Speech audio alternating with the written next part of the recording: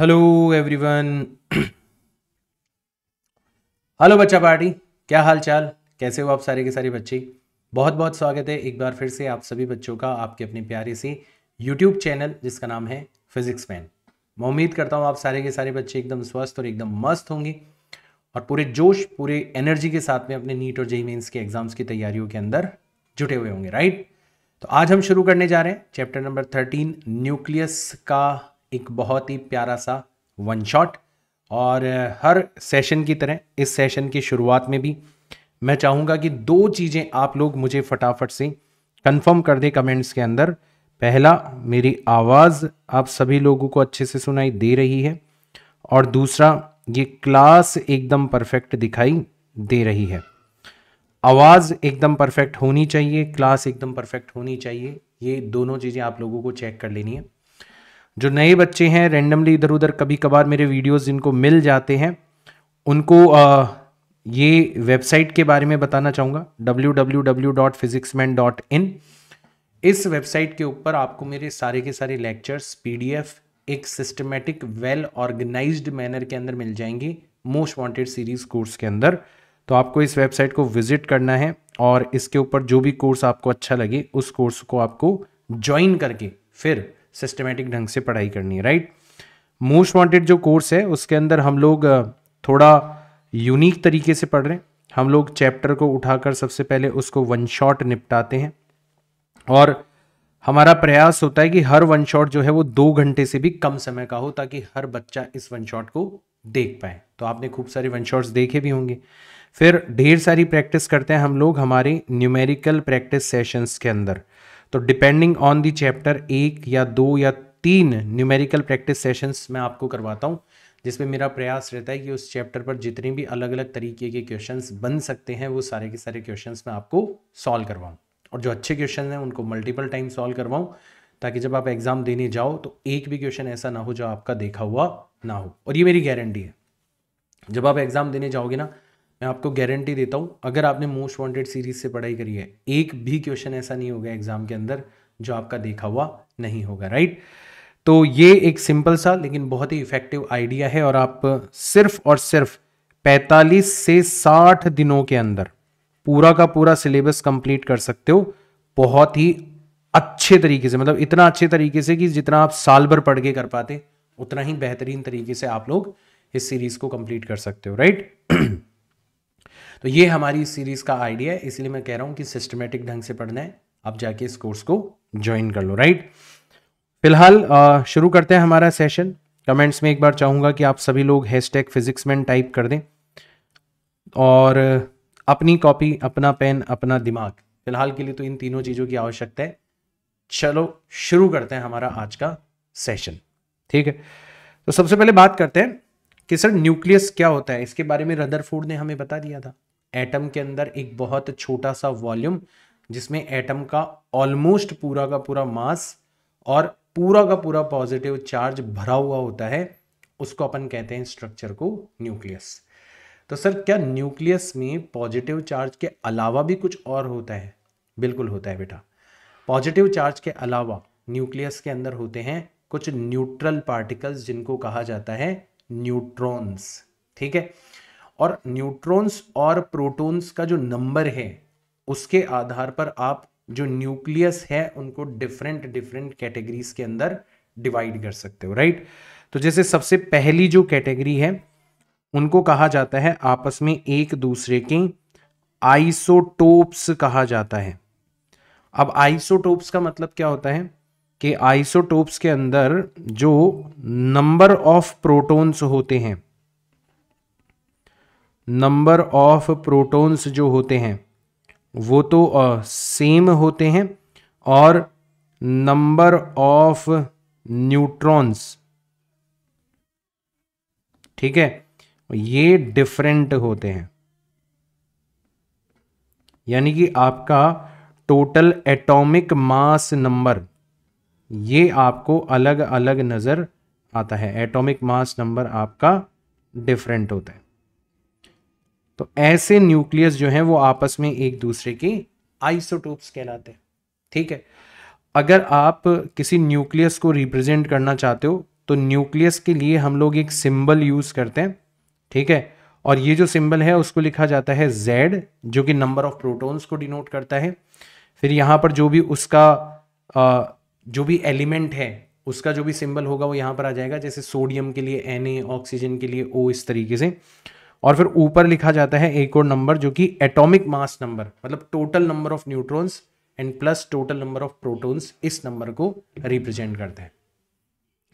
तो ये first category हो गई हमारे न्यूक्लियस की, कि आपस में एक दूसरे के आइसोटोप न्यूक्लियस कौन से होते हैं, राइट। अगर आप चाहते हो कि सर इसका एक एग्जाम्पल बता दो, तो एक बहुत कॉमन और बहुत ही पॉपुलर एग्जाम्पल है जो आपको ध्यान में रखना है, हाइड्रोजन। हाइड्रोजन के 3 आइसोटोप्स होते हैं। एक तो होता है आपका 1H1, ठीक है। एक होता है ड्यूटीरियम, जिसमें 1 मतलब नंबर ऑफ प्रोटॉन्स तो अभी भी 1 है, ठीक है, H2 हो जाता है। और एक होता है टाइट्रियम, तो ये हो जाता है आपका 1H3। तो आप देख रहे हो तीनों में जो Z है, मतलब जो प्रोटॉन्स की संख्या है वो तो सेम है, और तीनों में न्यूट्रॉन्स की जो नंबर है वो अलग अलग है, इसलिए एटॉमिक मास नंबर आपको अलग अलग नजर आ रहा है, राइट। तो यहां पर Z जो है वो किसको डिनोट करता है, वो डिनोट करता है नंबर ऑफ प्रोटॉन्स को। और सर यहां पर A किसको डिनोट करता है, ये डिनोट करता है सर एटॉमिक मास नंबर को, ठीक है। तो ये फर्स्ट कैटेगरी, फर्स्ट क्लासिफिकेशन हो गया न्यूक्लियस का। सर इसी तरीके से हम एक और दूसरा क्लासिफिकेशन भी कर सकते हैं, इनको बोला जाता है आइसोटोन्स। ऐसे न्यूक्लियस जो आपस में एक दूसरे के आइसोटोन्स कहलाते हैं।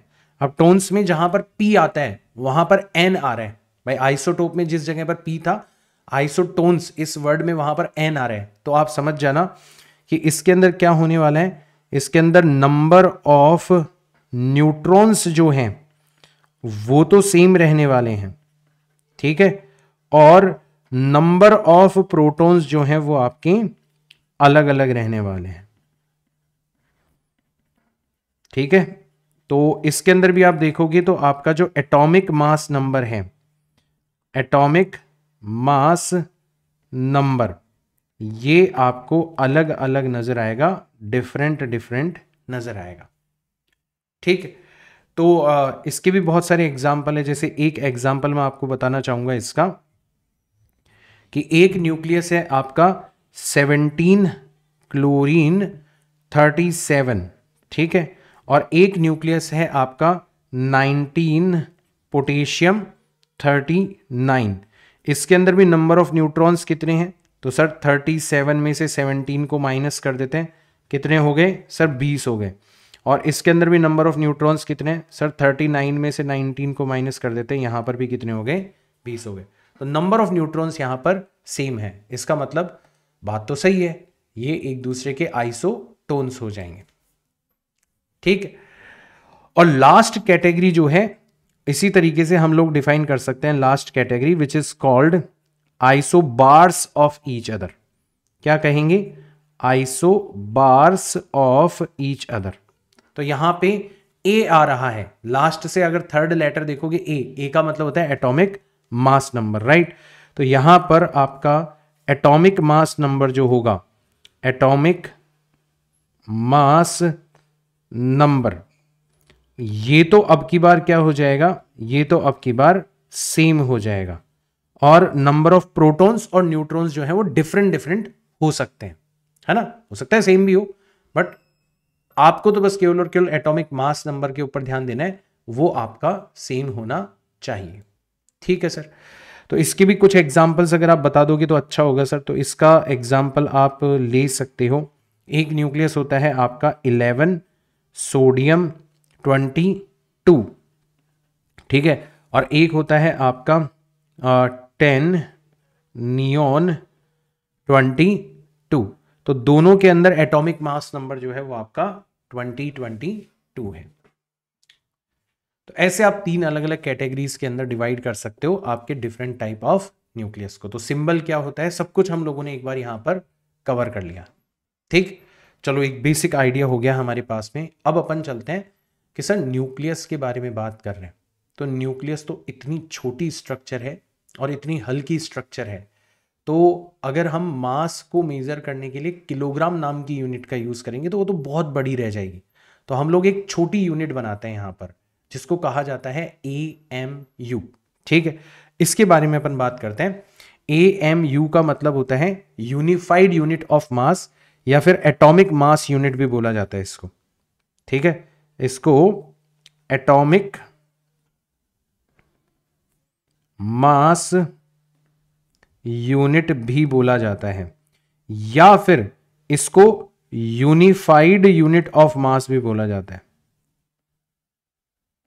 यूनिफाइड यूनिट ऑफ मास भी इसको बोला जा सकता है। ठीक है, तो अगर आप एटॉमिक मास यूनिट लिखते हो तो इसको AMU भी लिखा जा सकता है, या फिर इसको सिंपली U भी लिखा जा सकता है ना। U stands for unified unit of मास। ठीक, तो 1 AMU को कैसे डिफाइन करेंगे? 1 AMU, या फिर सिंपली लिखो 1U जो है वो कितने किलोग्राम के इक्विवेलेंट होता है। तो ये निकालने के लिए हम लोग क्या कर रहे हैं, हम लोग बेसिकली एक नई यूनिट बना रहे हैं जो एक प्रोटॉन के मास को डिनोट करती हो। प्रोटॉन और न्यूट्रॉन का मास लगभग बराबर होता है, जो लगभग एक न्यूट्रॉन या प्रोटॉन के मास को डिनोट करती हो। तो हम क्या करते हैं, जो सबसे ज्यादा एटम पाया जाता है हमारे आसपास वो है कार्बन। तो हम 6 कार्बन 12, ठीक है, हम इसका, ठीक है, हम इसका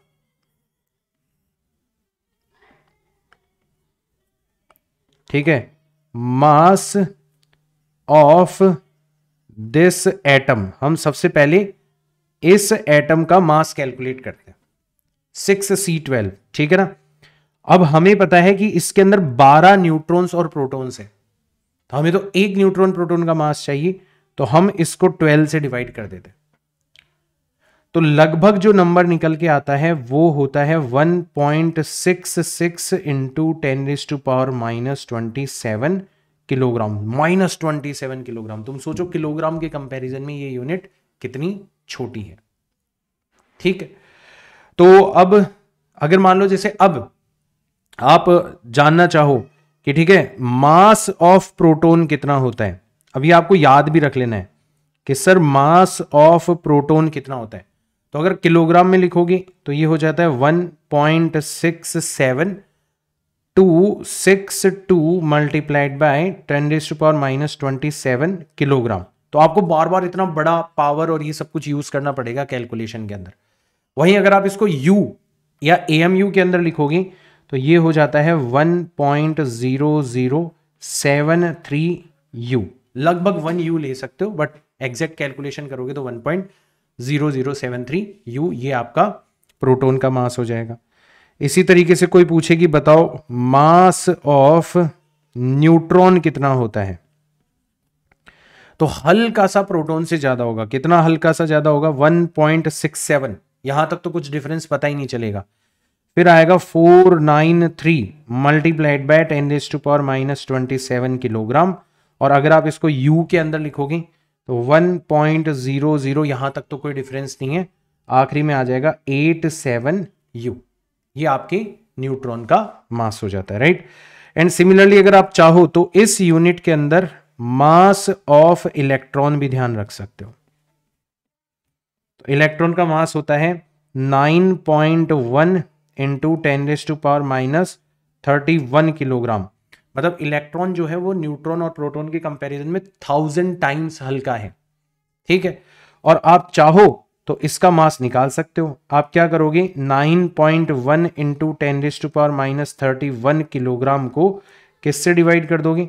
आप डिवाइड कर दोगे 1.66 इंटू 10⁻⁻27 किलोग्राम से।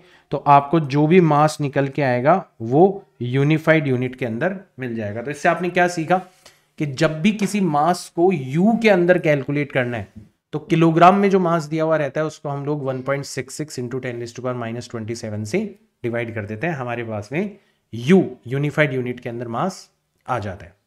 तो इस तरीके से हम लोग इस नई यूनिट को यहां पर यूज करेंगे हमारे इस चैप्टर के अंदर। ठीक है भाई, आगे बढ़ते हैं यहां से।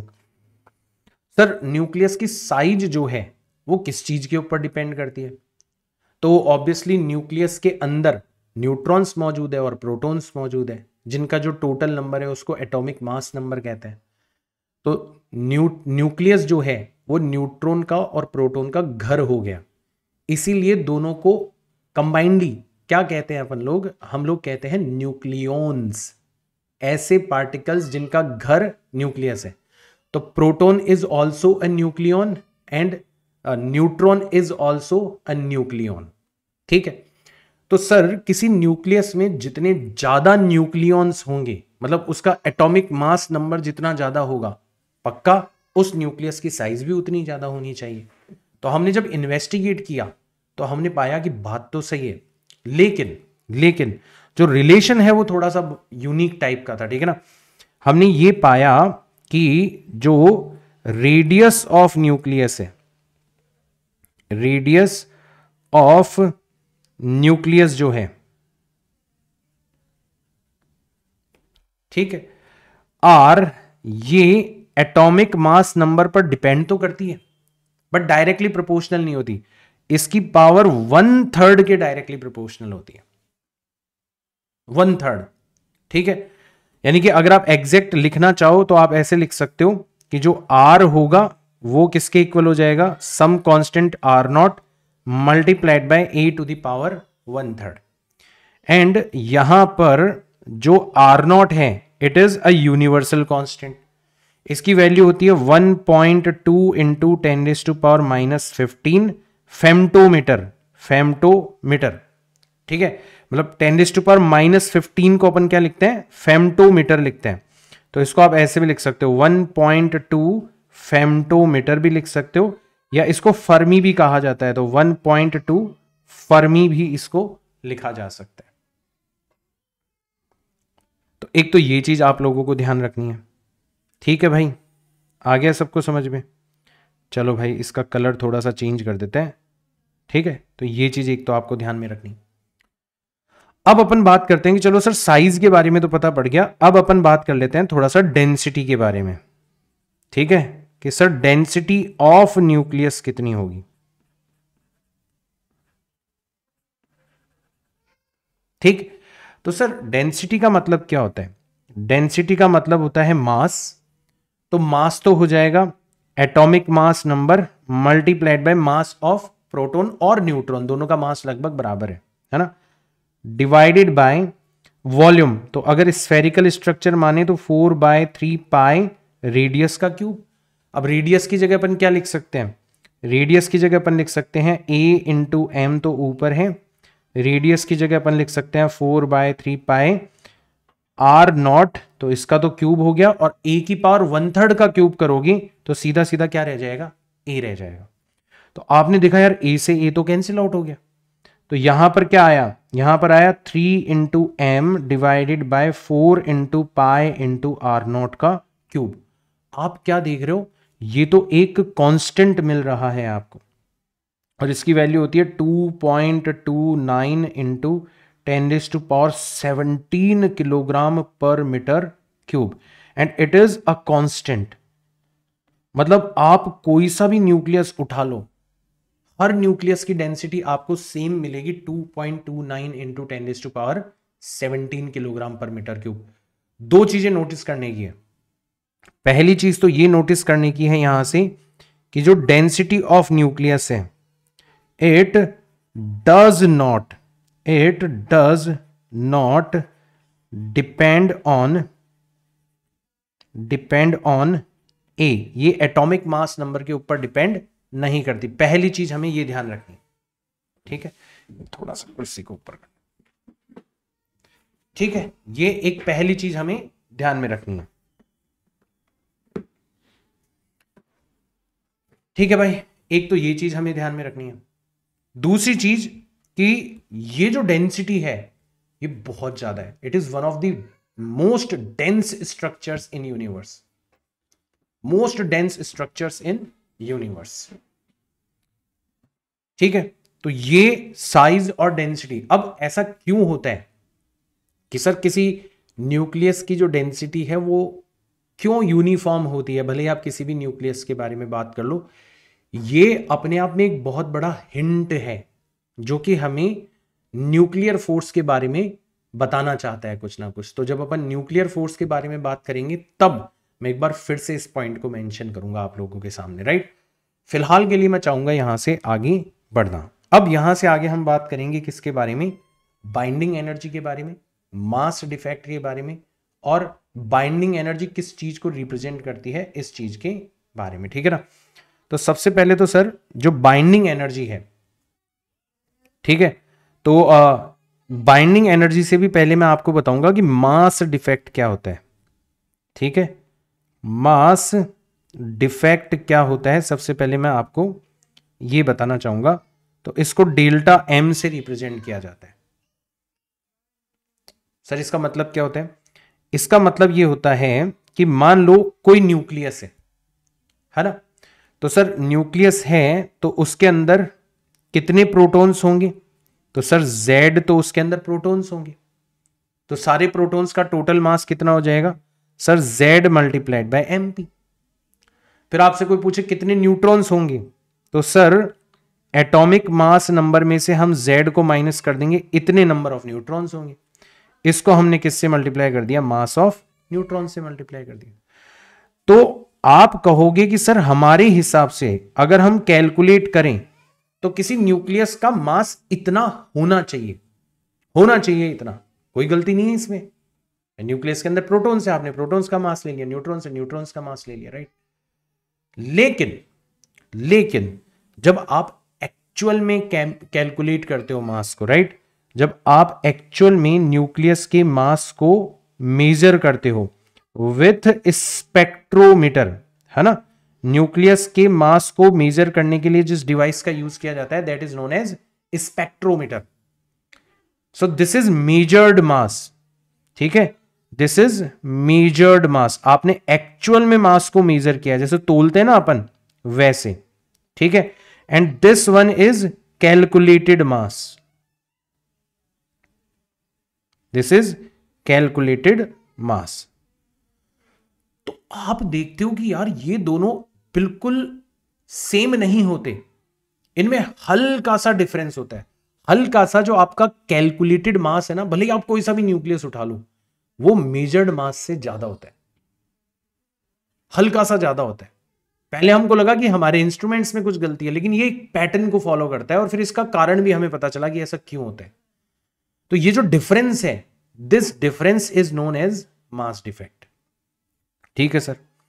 चलो सर अब इस मास डिफेक्ट को एक्सप्लेन करो कि यार ये मास डिफेक्ट आखिर में गया कहां मास है, कि सर ये मास कम क्यों आ रहा है, जितना होना चाहिए उतना क्यों नहीं मिल रहा हमें, कहां चला गया इतना मास। तो फिर हम आइंस्टीन के सिद्धांत का सहारा लेते हैं। आइंस्टीन ने कहा था कि मास can be converted into energy, ठीक है। तो हमने पहला गैस यहां पर यही लगाया कि यहां पर ये जो मास डिफेक्ट हमें मिल रहा है ये कन्वर्ट हो जाता है किसके अंदर, बाइंडिंग एनर्जी के अंदर। अब इसको ध्यान से समझना, बाइंडिंग एनर्जी को मैं रिप्रेजेंट करता हूं EB से, और कैसे निकाला जाता है कि सर आपका जो डेल्टा एम है mass defect, according to Einstein's equation multiplied by c square कर दोगी तो इतने अमाउंट ऑफ एनर्जी के अंदर कन्वर्ट हो जाएगा। So this is known as binding energy.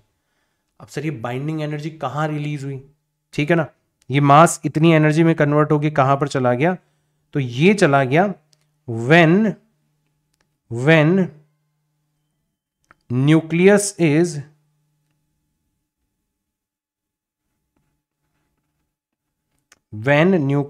is formed,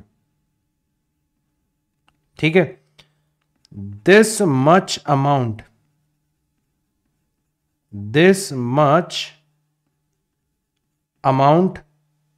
of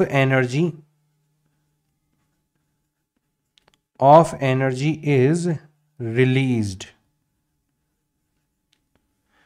भाई जब भी कोई सिस्टम स्टेबिलिटी पाता है तो वो उस प्रोसेस में एनर्जी रिलीज करता है। तो यहां पर जब प्रोटॉन्स और न्यूट्रॉन्स अलग अलग थे तो अब तुम्हें उन्हें पास में लाना है, तो वो आपस में एक दूसरे को रिपेल करेंगे, तो पहला काम तो तुम्हें क्या करना है कि इस रिपल्शन को पार करना है, मतलब बहुत ज्यादा एनर्जी चाहिए होगी। फिर जब ये एक दूसरे के बहुत पास में आ जाएंगे तो इनके ऊपर न्यूक्लियर फोर्स काम करने लगता है, और न्यूक्लियर फोर्स की वजह से ये एकदम स्टेबल स्ट्रक्चर न्यूक्लियस में कन्वर्ट हो जाते हैं, तो इनको स्टेबिलिटी मिली। मतलब इस प्रोसेस में ये जितनी अमाउंट ऑफ एनर्जी रिलीज करते हैं वो अमाउंट ऑफ एनर्जी कहलाती है बाइंडिंग एनर्जी। अब आप बोलोगे कि सर ये एनर्जी आई कहां से इनके पास में, तो ये क्या करते हैं, ये अपने ही मास को त्याग देते हैं, अपने ही थोड़े थोड़े थोड़े थोड़े अमाउंट ऑफ मास को ये एनर्जी के अंदर कन्वर्ट करते हैं, और इस तरीके से आपकी बाइंडिंग एनर्जी रिलीज होती है। इसको आप उल्टा भी लिख सकते हो, ये तो हुआ न्यूक्लियस फॉर्म होने वाली बात, ठीक है ना। तो आप इसको उल्टा भी लिख सकते हो कि if we want to break nucleus, मान लो हमें न्यूक्लियस को क्या करना है, ब्रेक करना है, and separate all it's neutrons and protons, इसके सारे के सारे न्यूट्रॉन्स को और प्रोटॉन्स को मान लो हमें अलग अलग करना है, तो this much amount of energy, this much amount of energy would be required.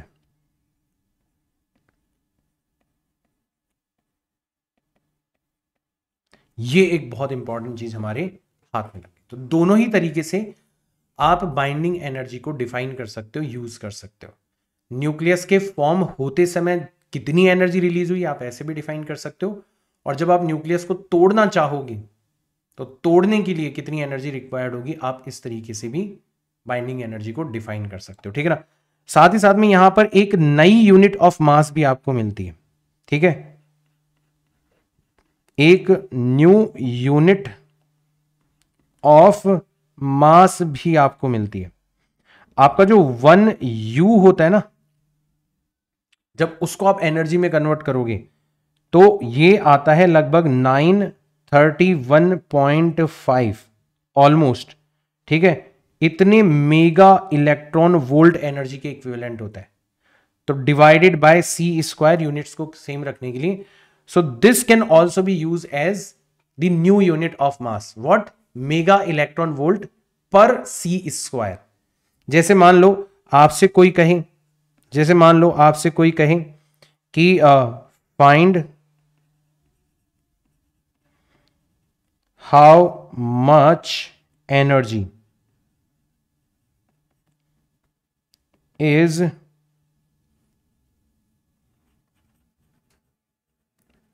Equivalent to 5U mass, बताओ 5U मास के इक्विवेलेंट एनर्जी कितनी होगी। तो आप सीधा सीधा आंसर लिख सकते हो आपका कि सर एक U जो होता है वो किसके इक्विवेलेंट होता है, 931.5, तो 5U का मतलब हो जाएगा 5 किसके इक्विवेलेंट हो जाएगी, 5 मल्टीप्लाइड बाय 931.5, ठीक है, मेगा इलेक्ट्रॉन वोल्ट, इतनी एनर्जी की इक्विवेलेंट हो जाएगी। तो ये आ जाएगा आपका 25, पावर चली जाएगी 2, 5 और 2 7, पावर चली जाएगी, अच्छा 5 और 2 7, फिर 15, पावर चली जाएगी 1, 45 और 1 46, तो ये हो जाएगा 4657 मेगा इलेक्ट्रॉन वोल्ट, इतनी एनर्जी के इक्विवेलेंट होगा 5U। अगर आपने 5U मास को एनर्जी में कन्वर्ट कर दिया according to equation of Einstein, इतनी अमाउंट ऑफ एनर्जी रिलीज होगी, आप सोच के देखो। तो ये सब कुछ यहां पर न्यूक्लियस के लेवल पर हो रहा होता है, मास एक्चुअल में एनर्जी में कन्वर्ट हो रहा होता है, ठीक है। अच्छा एक चीज और यहां पर हम लोग डिफाइन करते हैं, वो और भी बेटर तरीके से हमें चीजों को स्टडी करने में मदद करती है। इसको अपन बोलते हैं बाइंडिंग एनर्जी पर न्यूक्लियन,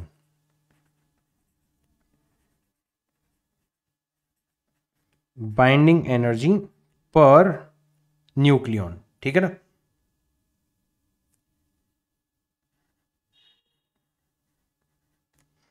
तो इसको लिखा जाता है EBN, और हम क्या करते हैं, जो टोटल बाइंडिंग एनर्जी है उसको नंबर ऑफ न्यूक्लियन से हम लोग क्या कर देते हैं, यानी कि एटॉमिक मास नंबर से हम लोग डिवाइड कर देते हैं।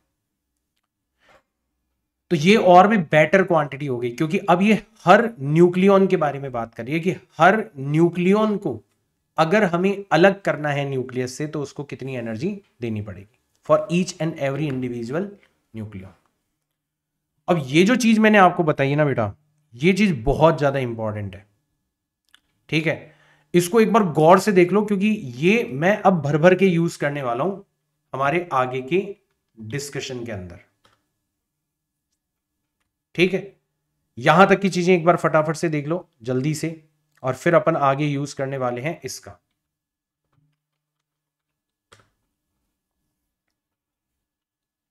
ठीक, चलो आगे चलते हैं। देखो अब ये जो 3 क्वांटिटीज हैं ये हमारे बहुत काम आने वाली है। Before moving ahead towards nuclear force, हम लोग क्या करते हैं, एक कर्व के बारे में बात करते हैं, ठीक है। So this is very important curve, this is binding energy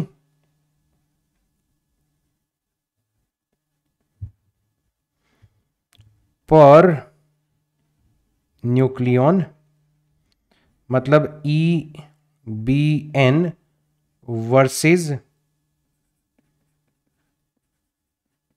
atomic mass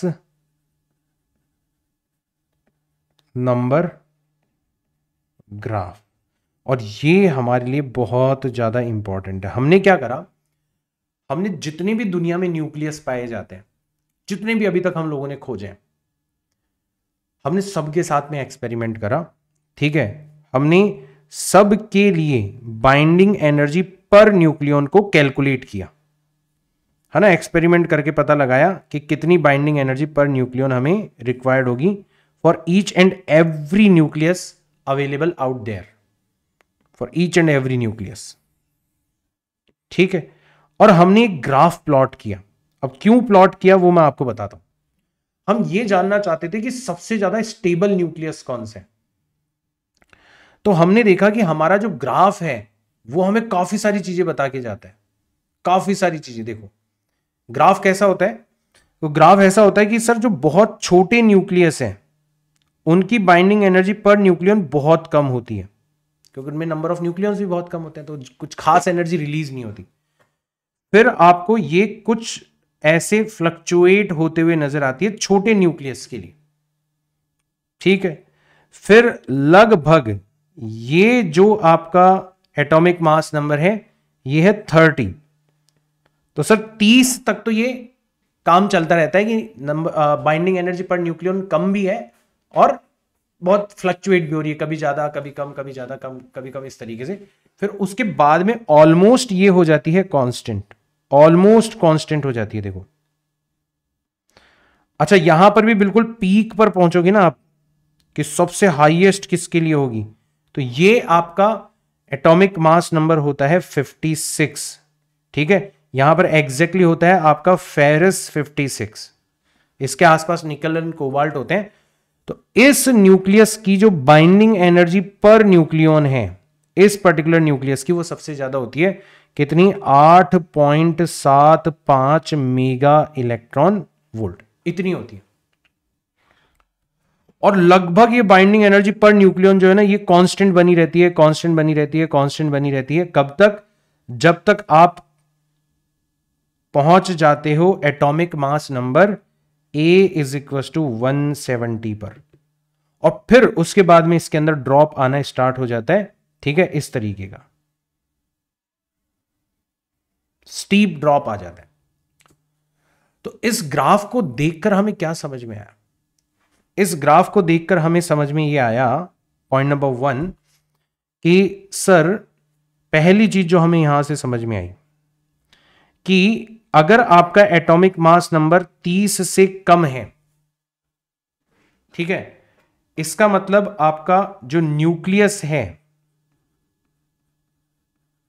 वो अनस्टेबल है।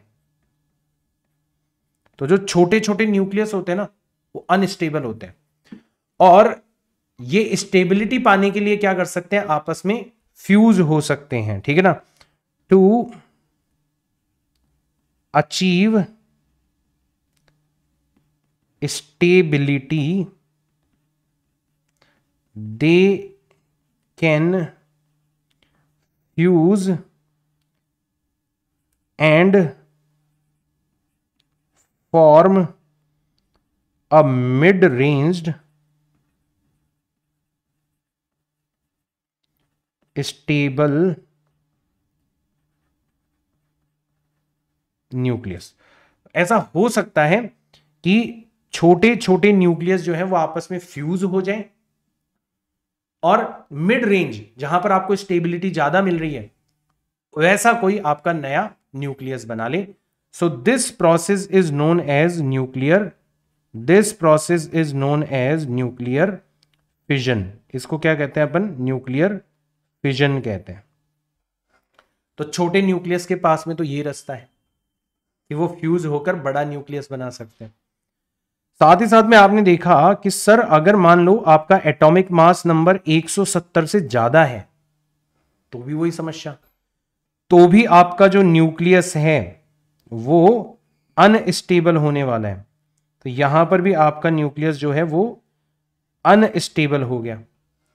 अब सर ये स्टेबिलिटी कैसे पाएंगे, तो हमने देखा to achieve stability,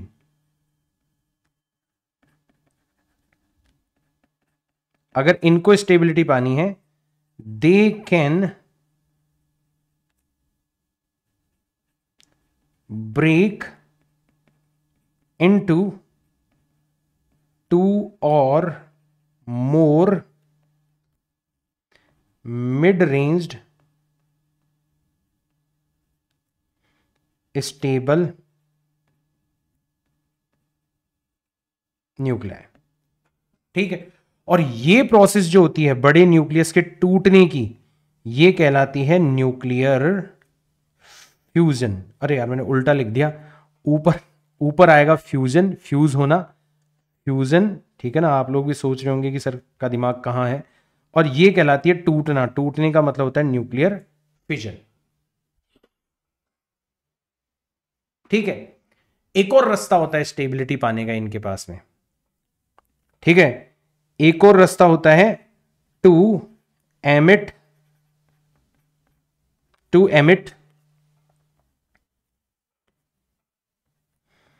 alpha particle, beta particle और गामा रेज, और इसको कहा जाता है रेडियो एक्टिविटी, इसको कहा जाता है रेडियो एक्टिविटी, ठीक। तो ये चीज हमें पता पड़ गई। और इस रेंज के अंदर, ये वाली जो रेंज है हमारी, इस रेंज के अंदर हमारे रिलेटिवली स्टेबल न्यूक्लियस होते हैं।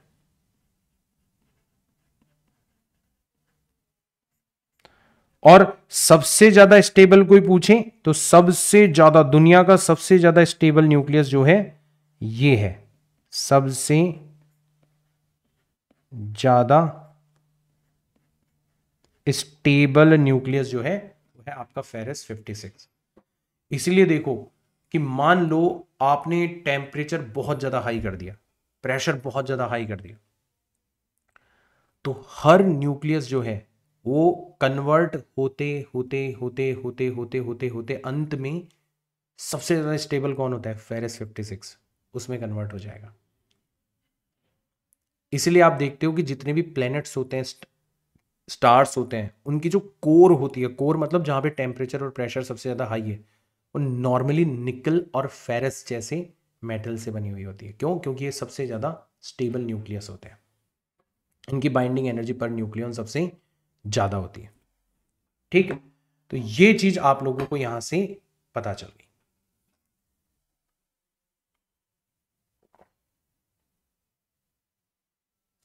अब देखो मैं आपको और कुछ चीजें बताता हूं। यहां से एक और बार हमें पता पड़ गया कि सर एक काफी बड़ी रेंज है जिसमें binding energy per nucleon almost constant है। ये दूसरा हिंट है। पहला हिंट कहां पर मिला था? डेंसिटी, कि डेंसिटी ऑलमोस्ट कांस्टेंट रहती है सारे के सारे न्यूक्लियस के लिए। और अब हमें एक और हिंट मिला कि सर लगभग सारे के सारे न्यूक्लियस की binding energy per nucleon same है, मतलब एक मिड रेंज के अंदर 30 से लेके 170 तक। थोड़ा हमें और हिंट मिला कि यार अंदर ही अंदर जो फोर्स काम कर रहा है ना न्यूक्लियॉन्स के बीच में, वो कैसा फोर्स होना चाहिए, उसके बारे में हमें पता चला। तो उसको कहा जाता है बेटा न्यूक्लियर फोर्स। ठीक है, तो न्यूक्लियर फोर्स जो है, सबसे पहले तो ध्यान रखना बेटा, ये चार्ज इंडिपेंडेंट होता है।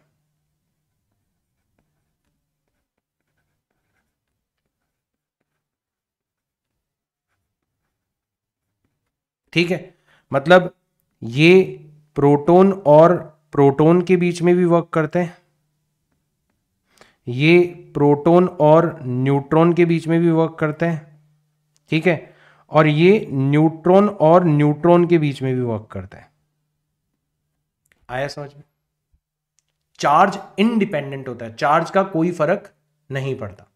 ठीक, दूसरी चीज कि ये it is the strongest fundamental force. ये चार फंडामेंटल फोर्सेस में से सबसे ज्यादा स्ट्रॉन्गेस्ट फंडामेंटल फोर्स है।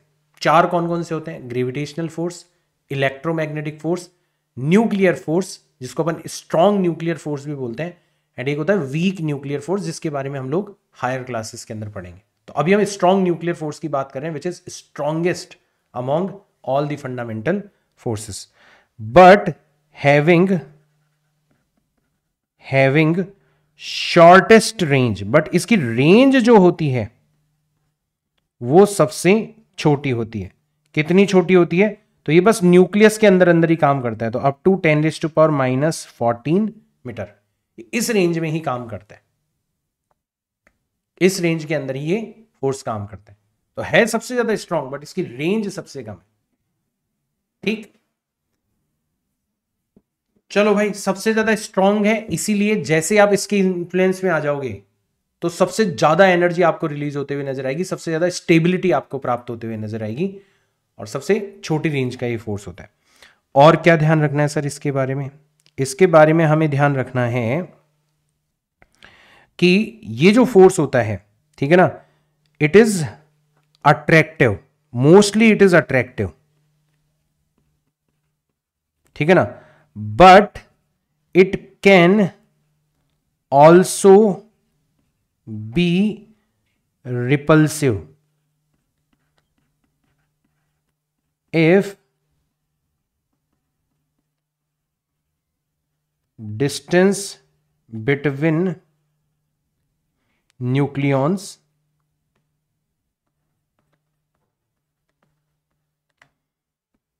is reduced less than 0.8 femtometer। भाई अगर कुछ बहुत ही ज्यादा आप स्क्वीज करने की कोशिश करोगे ना, बहुत ही ज्यादा आप दबाने की कोशिश करोगे इनको आपस में, तो फिर ये जो स्ट्रॉन्ग न्यूक्लियर फोर्स है ना, ये रिपल्सिव भी हो सकता है। ऐसा नहीं है कि हमेशा अट्रैक्टिव होगा, ये रिपल्सिव भी हो सकता है। फिर एक लास्ट चीज आपको ध्यान में रखनी है, इट इज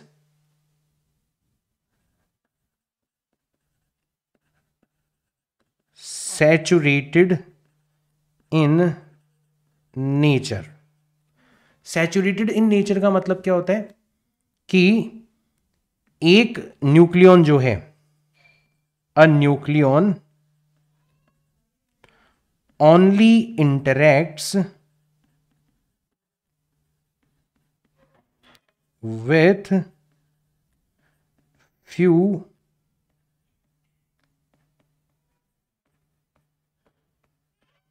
neighboring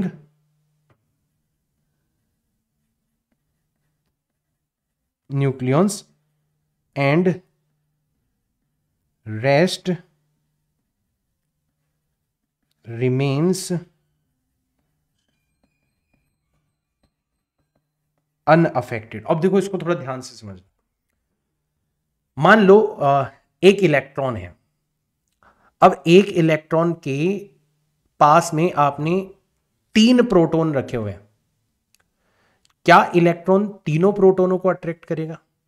आप बोलोगे हाँ सर, इलेक्ट्रॉन और तीनों प्रोटॉन्स, इनके बीच में इलेक्ट्रोस्टैटिक फोर्स लगेगा और इलेक्ट्रॉन तीनों ही प्रोटॉन्स को, अगर वो सेम डिस्टेंस के ऊपर रखे हुए हैं, तो सेम फोर्स से अट्रैक्ट करता हुआ नजर आएगा।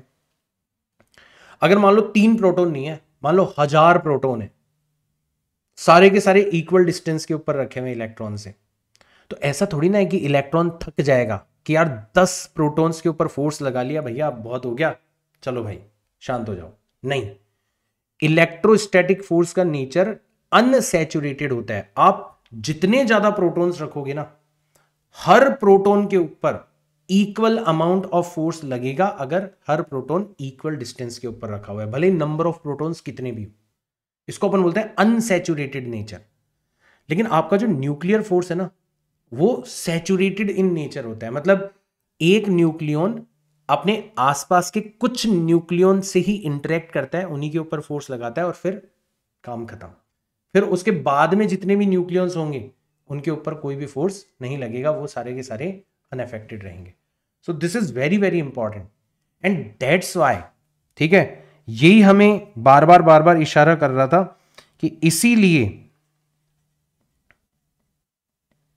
That's why density of nucleus, है ना, स्टेटमेंट वाले क्वेश्चन आ सकते हैं, इज ऑलमोस्ट कांस्टेंट। आप भले कोई सा भी न्यूक्लियस उठा लो, ठीक है, क्यों? अनसैचुरेटेड नेचर की होने की वजह से। और दैट्स वाई बाइंडिंग एनर्जी पर nucleon is almost 8.7 mega electron volt for a very large range, A is equal to 30 to A is equal to 170, यहां तक के न्यूक्लियंस के लिए। इसमें कोई वेरिएशन आपको नजर नहीं आता। This is the reason behind it, ये है इसके पीछे का रीजन, इस फोर्स का एक बहुत ही स्पेसिफिक नेचर का होना, that is called saturated in nature. आया सबको समझ में? This is very very important बेटा। और इस तरीके से आपका न्यूक्लियस जो है उसके अंदर इंटैक्ट रहते हैं आपके सारे के सारे प्रोटॉन्स। क्योंकि एक सवाल तो यही उठता है ना कि सर प्रोटॉन्स तो आपस में एक दूसरे को रिपेल करने चाहिए, तो दो प्रोटॉन्स के बीच में जितना इलेक्ट्रोस्टैटिक रिपल्शन लगता है उससे कहीं हजार लाख गुना ज्यादा स्ट्रॉन्ग फोर्स होता है न्यूक्लियर फोर्स, कई गुना ज्यादा। तो आप इनसिग्निफिकेंट मान सकते हो कि अब सर प्रोटॉन्स के बीच में जो इलेक्ट्रोस्टैटिक फोर्स लग रहा है ना, उसका तो क्या ही बात करें, ठीक है ना, वो तो बहुत कमजोर पड़ गया। ठीक है, तो this is all about nucleus. And अब हम हमारा पूरा का पूरा फोकस किसके ऊपर लगाएंगे कि सर न्यूक्लियस जो है, समझ में आ गया क्या है, उसकी स्ट्रक्चर क्या है। मान लो अपन अनस्टेबल न्यूक्लियस की बात करते हैं, तो अनस्टेबल न्यूक्लियस स्टेबिलिटी पाने के लिए क्या क्या करता है ये आपने हमें बता दिया। थोड़ा डिटेल में अपन इसके बारे में बात करते हैं। तो सबसे पहले अपन बात करेंगे a process which is known as radioactivity, right. तो सबसे पहले तो ध्यान रखना है आपको बेटा, ध्यान रखना है कि radio activity is a spontaneous phenomena.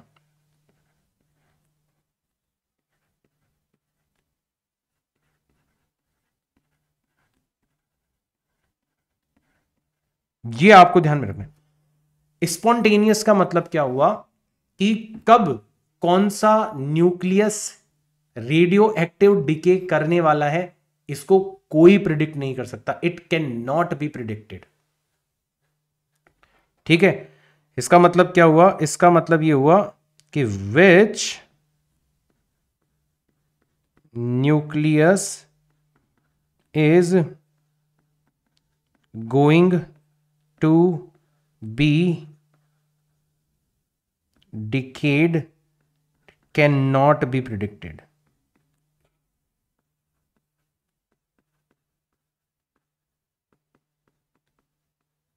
इसको प्रिडिक्ट नहीं किया जा सकता। आप किसी न्यूक्लियस को देखकर ये नहीं बता सकते कि ये कुछ टाइम बाद में डिके होने वाला है। हाँ, आप स्टैटिस्टिकली बात कर सकते हो, ठीक है। आप स्टैटिस्टिकली बात कर सकते हो, जिसको बोला जाता है रदरफोर्ड सॉडीज लॉ। ठीक, तो ये जो लॉ है ये एक स्टैटिस्टिकल लॉ है, रदरफोर्ड सॉडीज लॉ है ना, स्पेलिंग हो सकता है कुछ डिफरेंट हो, ठीक है, ऑफ रेडियो एक्टिव डीके।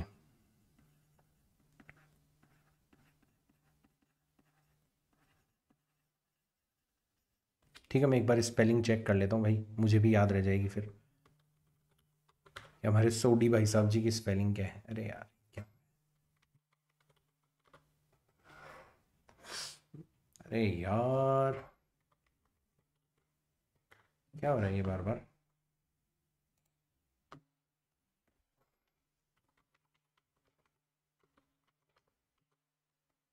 ठीक है, सोडी भाई साहब जी यही है। तो ये एक स्टैटिस्टिकल लॉ है, मतलब ये एक इंडिविजुअल न्यूक्लियन के बारे में बात नहीं करते, ये एक सैंपल के बारे में बात करते हैं जिसमें खूब सारे न्यूक्लियॉन्स हैं।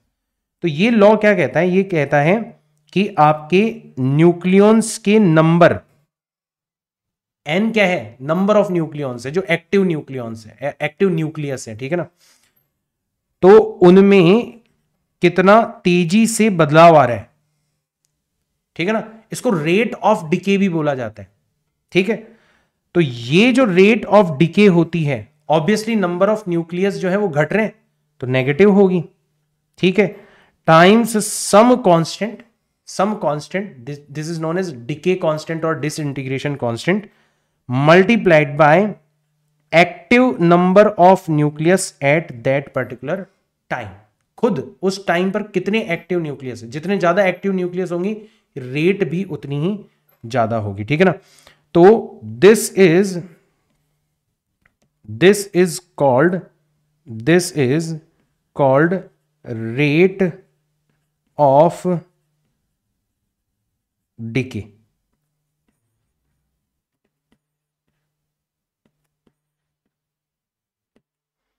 ठीक है, तो ये चीज सबसे पहले हमें बताई थी इस लॉ के द्वारा कि हाँ इस तरीके से आपकी रेट ऑफ डीके जो है वो उसी टाइम पर कितने एक्टिव न्यूक्लियस है उनके ऊपर डिपेंड करती है, राइट। तो इसको तुम और एक और तरीके से लिख सकते हो, इसको लिखा जा सकता है कि if at t is equal to 0 N naught nucleus which is active, ठीक है ना, are in a given sample. मान लो आपको कोई रेडियो एक्टिव मटीरियल का सैंपल गिवन है और उसमें कितने नंबर ऑफ न्यूक्लियस प्रेजेंट है अभी एन नॉट, जस्ट आपने जब उसको ऑब्जर्व करना स्टार्ट किया, ठीक है ना, तो एट टाइम टी, ठीक है, नंबर ऑफ एक्टिव न्यूक्लियस अगर आपसे कोई पूछे तो डेरिवेशन वगैरह आप कर सकते हो, हालांकि अभी तो हम डायरेक्ट ही ध्यान रखेंगे इसको। तो एन जो होगा वो किसके इक्वल हो जाएगा, वो हो जाएगा N naught multiplied by e raise to the power minus lambda times t. और ध्यान रखना बेटा यहां पर जो लेमडा है it is called decay constant, it is called decay constant और डिसइंटीग्रेशन कांस्टेंट।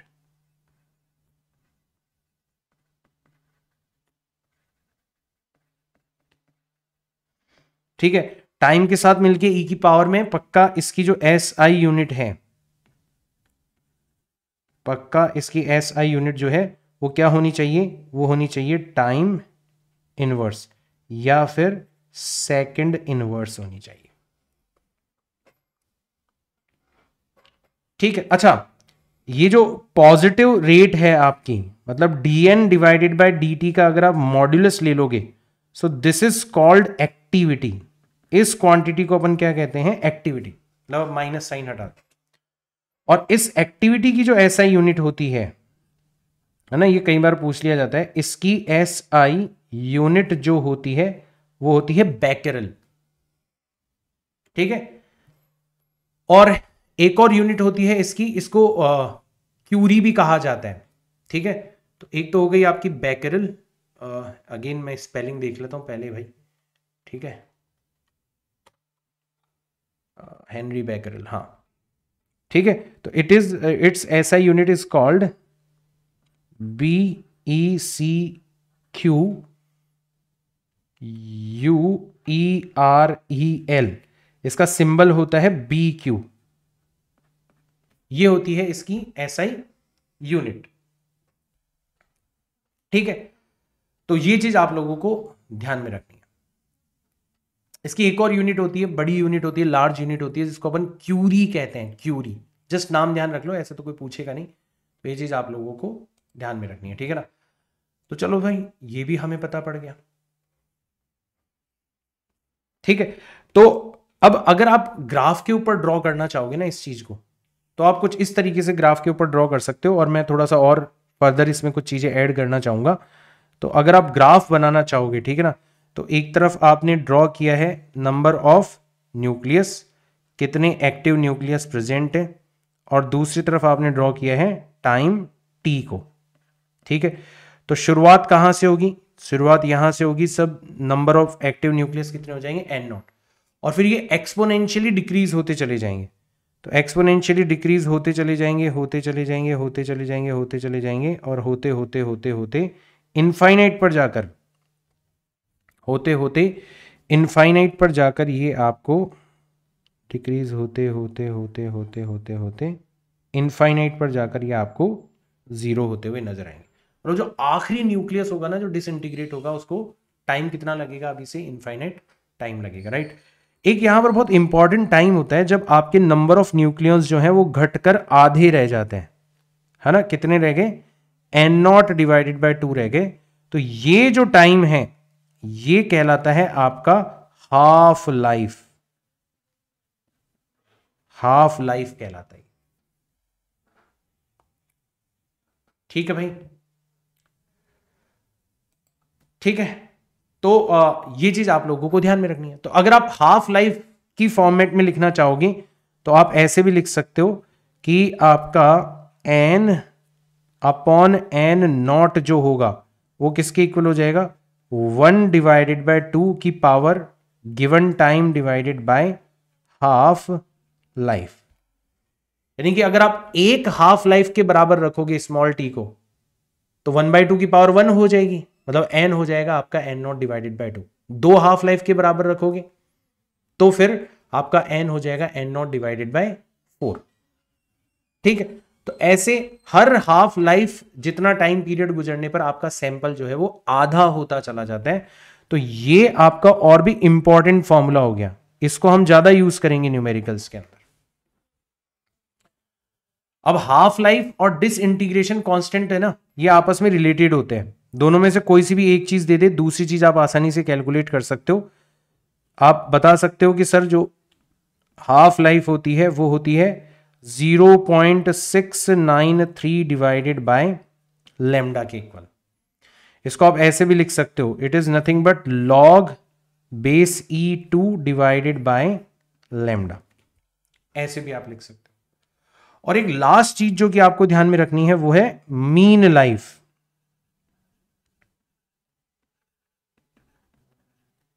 तो हमने देखा कि सर जैसे ही हमने सैंपल को ऑब्जर्व करना स्टार्ट किया तो कुछ न्यूक्लियस तो ऐसे होंगे जो तुरंत डिसइंटीग्रेट हो जाएंगे, कौन से होंगे हमें नहीं पता, बट कुछ तो तुरंत हो जाएंगे, मतलब उनकी लाइफ कितनी हो गई, 0। और एक न्यूक्लियस ऐसा होगा जो T is equal to infinite पर जाकर डिसइंटीग्रेट होगा, मतलब उसकी लाइफ कितनी होगी, इनफाइनाइट। तो जो सैंपल के अंदर न्यूक्लियस प्रेजेंट है उनकी लाइफ 0 सेकंड से लेके इनफाइनाइट सेकंड्स तक कुछ भी हो सकती है। तो अगर आप ऑन एन एवरेज लाइफ निकालोगे तो उसको कहा जाता है मीन लाइफ, और मीन लाइफ जो होता है वो सीधा सीधा 1 अपॉन लैम्डा के इक्वल होता है। ये भी आप लोगों को ध्यान में रख लेना है, ठीक है। और कई बार आपको ध्यान से पढ़ना है बेटा, क्वेश्चन के अंदर अगर आपसे पूछ ले नंबर ऑफ डिकेड या डिसइंटीग्रेटेड न्यूक्लियस, कितने न्यूक्लियस डिके हो चुके हैं, डिसइंटीग्रेट हो चुके हैं, कन्वर्ट हो चुके हैं किसी अदर न्यूक्लियस के अंदर, तो ये भी आप लोगों से पूछा जा सकता है। और ये हो जाएगा आपका कि सर शुरुआत में तो एन नॉट थे और अब कितने रह गए, अब N naught e to the power minus lambda t रह गए। यानी कि आप एन नॉट को चाहो तो कॉमन ले सकते हो और अंदर रह जाएगा 1/e की पावर माइनस लेमडा टी। इतने आपके एक्टिव डिकेड न्यूक्लियस हो जाएंगे, डीके होके इतने न्यूक्लियस आपके रह जाएंगे। तो क्वेश्चन को आपको बहुत ध्यान से पढ़ना है बेटा कि क्वेश्चन में किस फॉर्मेट में आपसे चीजें पूछी गई है। जैसे एक बहुत ही पॉपुलर क्वेश्चन है इसका, कार्बन डेटिंग वाला क्वेश्चन, ठीक है। तो उससे आपको सारी की सारी चीजें समझ में आ जाएगी। उसमें आपको कहा जाएगा कि मान लो एक एग्जाम्पल मैं आपको करवा देता हूं ताकि आपको सारी की सारी चीजें समझ में आ जाए। आपको कहा जाता है it is found that in a fossil, ठीक है। फॉसिल का मतलब है जीवाश्म, मतलब जो पुरानी चीजें मिलती है ना, जैसे हमें डायनासोर का कंकाल मिल गया या कोई और पुरानी चीज मिल गई, ठीक है ना। It is found that in a fossil the composition of element X and Y is 1:15, ठीक है। और ये भी पता है कि X is a radioactive element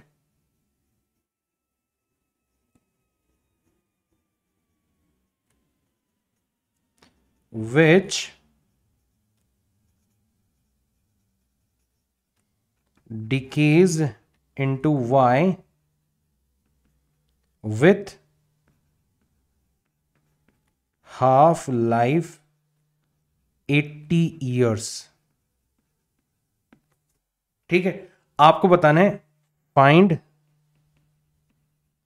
the as का मतलब है टाइम जब वो ये जो फॉसिल आपको मिला है ना ये बना होगा तब, बिल्कुल शुरुआत में, ठीक है ना। एज ऑफ दिस फॉसिल, ये आपको बताना है। बहुत टिपिकल और बहुत पॉपुलर क्वेश्चन है, बहुत बार पूछा जा चुका है। तो आप बोलोगे सर शुरुआत में क्या रहा होगा।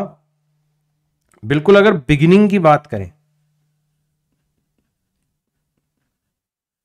बिल्कुल अगर बिगिनिंग की बात करें तो आपका जो एक्स है तो पूरे के पूरे 16 एटम्स जो हैं, 16 न्यूक्लियस जो हैं, 1 + 15 करोगे तो कितना आ जाएगा 16। ऐसा मान के चलो आपके पास में 16 एटम्स थे, पूरे के पूरे शुरुआत में एक्स रहे होंगे और वाई कितना रहा होगा, 0 रहा होगा एट t = 0, ठीक। चलो भाई बढ़िया। फिर सर क्या हुआ, मान लो आपके 80 साल गुजर गए, मतलब एक हाफ लाइफ के जितना पीरियड जो है वो गुजर चुका है। तो हाफ लाइफ में क्या हो जाता है सर, एक्स तो घट के कितना रह जाएगा, आधा, 8 रह जाएगा। और जो बाकी के 8 थे वो किस में कन्वर्ट हो चुके हैं, वाई में कन्वर्ट हो चुके हैं। रेशियो हो गया आपका 1:1। चलो सर और 80 साल गुजर गए, मतलब टोटल मिला के 160 साल गुजर चुके हैं, ठीक है, इसको बने। तो आपका x जो है फिर वो आधा रह जाएगा, कितना रह जाएगा सर, सिर्फ और सिर्फ 4 रह जाएगा। और बाकी के जो 4 थे वो किस में कन्वर्ट हो गए, y में। तो y हो जाएगा 8 + 4 12, 12 एटम्स आपके y में कन्वर्ट हो चुके होंगे। फिर आपने देखा सर एक और हाफ लाइफ गुजर गया, t = 240 ईयर्स गुजर चुके हैं। और अब x घट के और आधा रह गया 2, और ये 2 y में जाके जुड़ गए, कितने हो गए 14। और फाइनली और 80 साल गुजर जाएंगे, मतलब 320 साल जो हैं वो गुजर चुके हैं। अब आपका x जो है वो सिर्फ और सिर्फ 1 रह चुका है और y हो चुके हैं आपके 15। तो ये हो जाएगी आपकी given age. This is your age. 320 साल हो चुके हैं तब जाके हमें आज मिला ये, और इसमें जो कॉम्पोजिशन है वो 1:15 के अंदर हमें मिल रहा है एक्स और वाई का। एक डायरेक्ट मेथड भी अगर आप चाहो तो उससे भी कर सकते हो, फॉर्मूले वाला मेथड। बाकी मैं इस तरीके से बहुत ज़्यादा क्वेश्चन कराऊंगा क्योंकि इससे क्या चीज़ें दिख जाती हैं।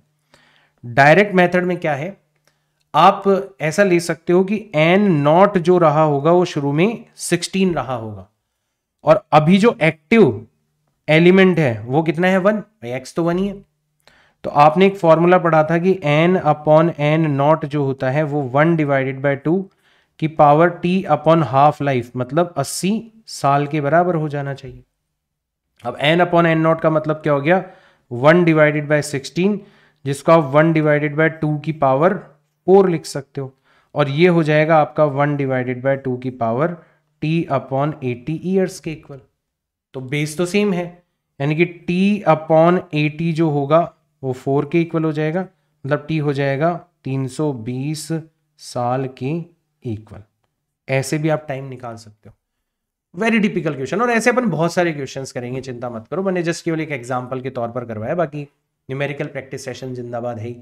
ठीक, तो ऐसे आपको ढेरों क्वेश्चंस मैं प्रैक्टिस करवाऊंगा, मतलब this will become your one of the favourite topic. ये मेरे ऊपर छोड़ दो, तो बन चुका होगा, बन भी जाएगा। अभी आप जब क्वेश्चंस करोगे और ज्यादा आपके लिए फेवरेट टॉपिक बन चुका होगा, राइट। तो ये तो हो गया एक जनरल डीके। अभी हमने ध्यान नहीं दिया कि अल्फा डीके हो रहा है या बीटा डीके हो रहा है, ठीक है ना। हम जस्ट इतना ध्यान दे रहे हैं कि न्यूक्लियस कन्वर्ट हो रहा है, अनस्टेबल न्यूक्लियस किसी स्टेबल न्यूक्लियस के अंदर कन्वर्ट हो रहा है। अभी हम इतना ही ध्यान दे रहे हैं। अब अपन बात करेंगे individual type of radio activity के बारे में। तो अल्फा डीके के बारे में अपन बात करते हैं। तो अल्फा डीके के अंदर क्या होता है बेटा, मान लो कोई आपका न्यूक्लियस है, ठीक है, Z X A, तो ये कहलाता है आपका पेरेंट न्यूक्लियस।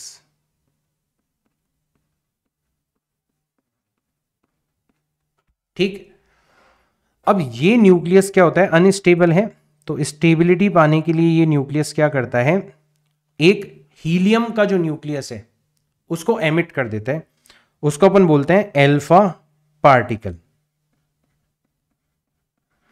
अब एल्फा पार्टिकल जो होता है ये हीलियम +2 है। हीलियम +2 का मतलब क्या हो गया कि इसका सर एटॉमिक नंबर तो होता है 2 और एटॉमिक मास नंबर होता है 4। ये होता है अल्फा पार्टिकल का। हीलियम है ना, हीलियम के एटॉमिक नंबर होता है 2 और एटॉमिक मास नंबर होता है 4। अच्छा सर, कंजर्वेशन लगाएंगे तो साथ ही साथ में यहां पर एक नया न्यूक्लियस आपको बनते हुए नजर आएगा, उसको अपन Y मान लेते हैं एक बार के लिए। तो इसका एटॉमिक नंबर तो कितना रह जाएगा सर, Z-2, और एटॉमिक मास नंबर कितना रह जाएगा सर, A-4 रह जाएगा। साथ ही साथ में आपकी कुछ एनर्जी रिलीज होगी यहां पर, ठीक है, और उस एनर्जी से ही आपको अल्फा पार्टिकल जो है वो भागते हुए नजर आएगा। अब कितना अमाउंट ऑफ दिस एनर्जी, तो इस एनर्जी को हम एक बार के लिए लिख लेते हैं Q। तो सबसे पहली चीज तो आपसे यही पूछी जा सकती है कि बताओ यहां पर कितनी एनर्जी रिलीज होगी। तो उसके लिए हम लोग क्या करेंगे, उसके लिए हम लोग ये करेंगे कि सर यहां पर एनर्जी रिलीज हो रही है, मतलब पक्का इस प्रोसेस में आपका मास जो है वो एनर्जी में कन्वर्ट होना चाहिए, पक्का, तभी जाके ऐसा होगा। ठीक है, तो आपने क्या करा, आपने मास ऑफ एक्स लिया, न्यूक्लियस एक्स, इसका मास ले लिया, और इसमें से माइनस कर दिया mass of alpha particle plus mass of nucleus Y को। तो इतना आपका मास के अंदर चेंज आया। और सर ये जो चेंज आया ना, इसको अगर आप C² से मल्टीप्लाई कर दोगे तो इतनी अमाउंट ऑफ एनर्जी यहां पर आपको रिलीज होते हुए नजर आएगी। ठीक है भाई, पहली चीज आपको समझ में आई। ठीक है, फिर दूसरी चीज आपसे कोई पूछ ले कि बताओ भाई ये जो एनर्जी रिलीज हुई इसमें से कितना अमाउंट जो है वो न्यूक्लियस को मिला, पेरेंट। ये जो Y है ना, इसको कहते हैं अपन डॉटर न्यूक्लियस, इसको अपन कहते हैं डॉटर न्यूक्लियस। तो कितनी अमाउंट ऑफ एनर्जी तो डॉटर न्यूक्लियस को मिली और कितनी amount of energy parent nucleus को मिली। तो यहां पर ध्यान रखना कि इस प्रोसेस में टोटल मोमेंटम जो होगा वो हमेशा कंजर्व्ड रहेगा।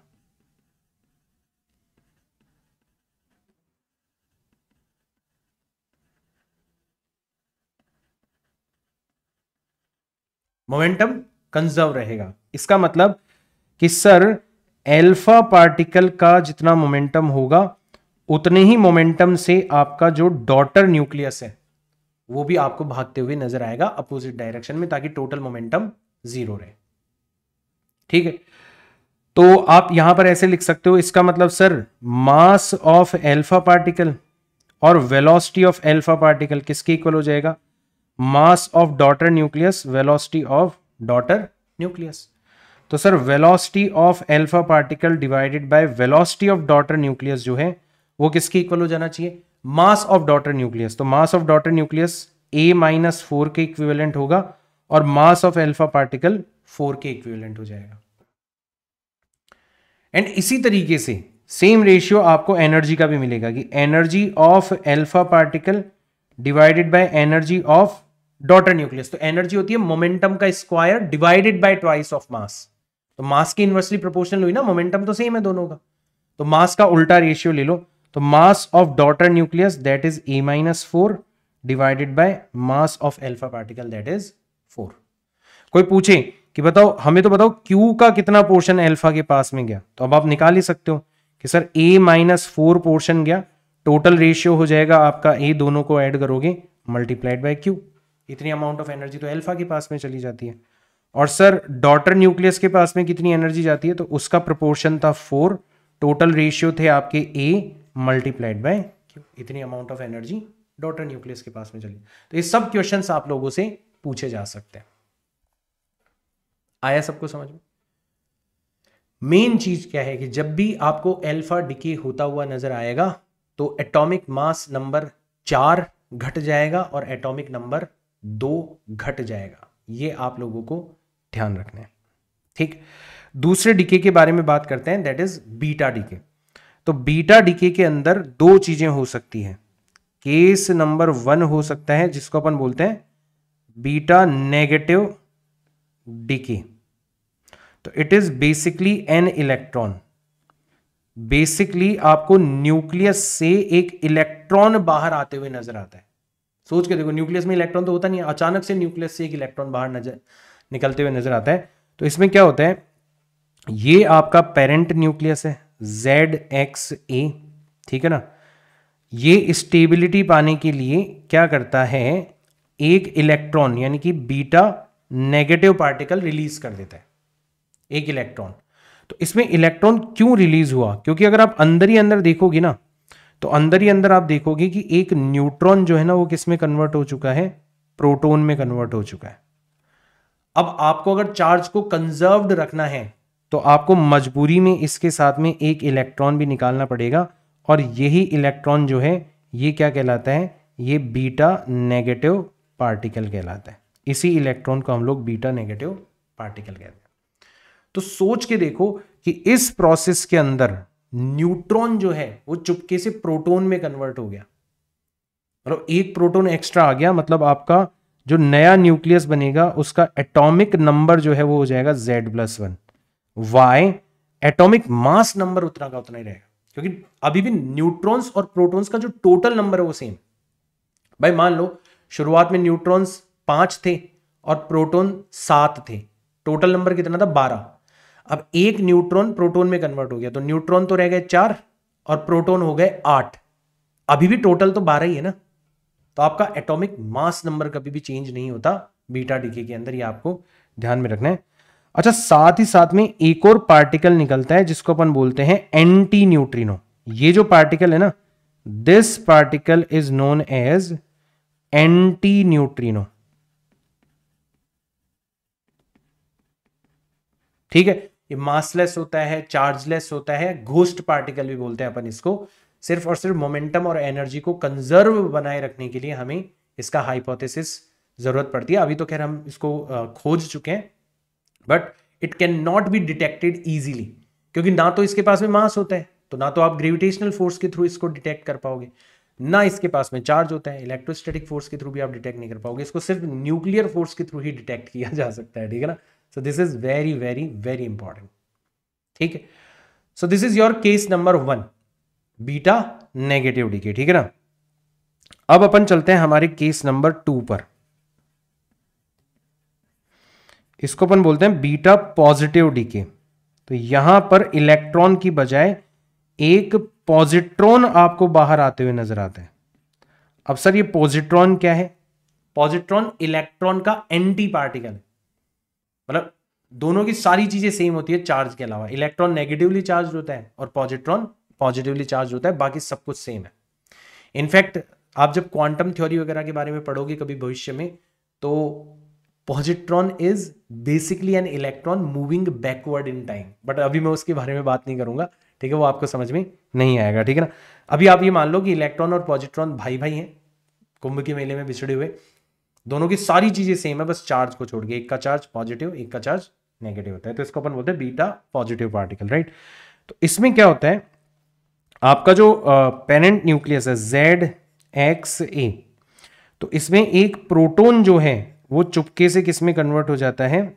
न्यूट्रॉन में कन्वर्ट हो जाता है। अब आपको चार्ज को कंजर्व बनाए रखना है, इसलिए आपको मजबूरी में एक पॉजिट्रॉन रिलीज करवाना पड़ता है, और यही पॉजिट्रॉन क्या कहलाता है? यही कहलाता है आपका बीटा पॉजिटिव पार्टिकल। इसी को अपन बीटा पॉजिटिव पार्टिकल बोलते हैं। तो सर एक प्रोटॉन जो है वो न्यूट्रॉन में कन्वर्ट हो गया, प्रोटॉन में कमी आ गई, इसका मतलब पक्का हमारा बीटा पॉजिटिव पार्टिकल तो मिला ही है, ठीक है। साथ ही साथ में हमें एक नया न्यूक्लियस मिला है जिसका एटॉमिक नंबर हो जाएगा Z-1YA। एटॉमिक मास नंबर पर कोई भी फर्क नहीं पड़ेगा। यहां पर भी एक चार्जलेस और मासलेस पार्टिकल बाहर निकलता है, this is known as neutrino, है ना। ये एंटी न्यूट्रिनो का एंटी पार्टिकल है, ठीक है। तो ये चीज आप लोगों को ध्यान रखना। मेन चीज आपने क्या नोटिस करी कि सर बीटा पॉजिटिव डिके जब होता है, बीटा नेगेटिव डिके जब होता है, तो एटॉमिक मास नंबर पर कोई भी फर्क नहीं पड़ता। बीटा नेगेटिव डिके होने पर Z becomes Z+1 and beta positive decay होने पर Z बिकम्स Z-1, ठीक है। एक यहां पर केस नंबर 3 भी होता है बेटा, इसको अपन कहते हैं electron capture.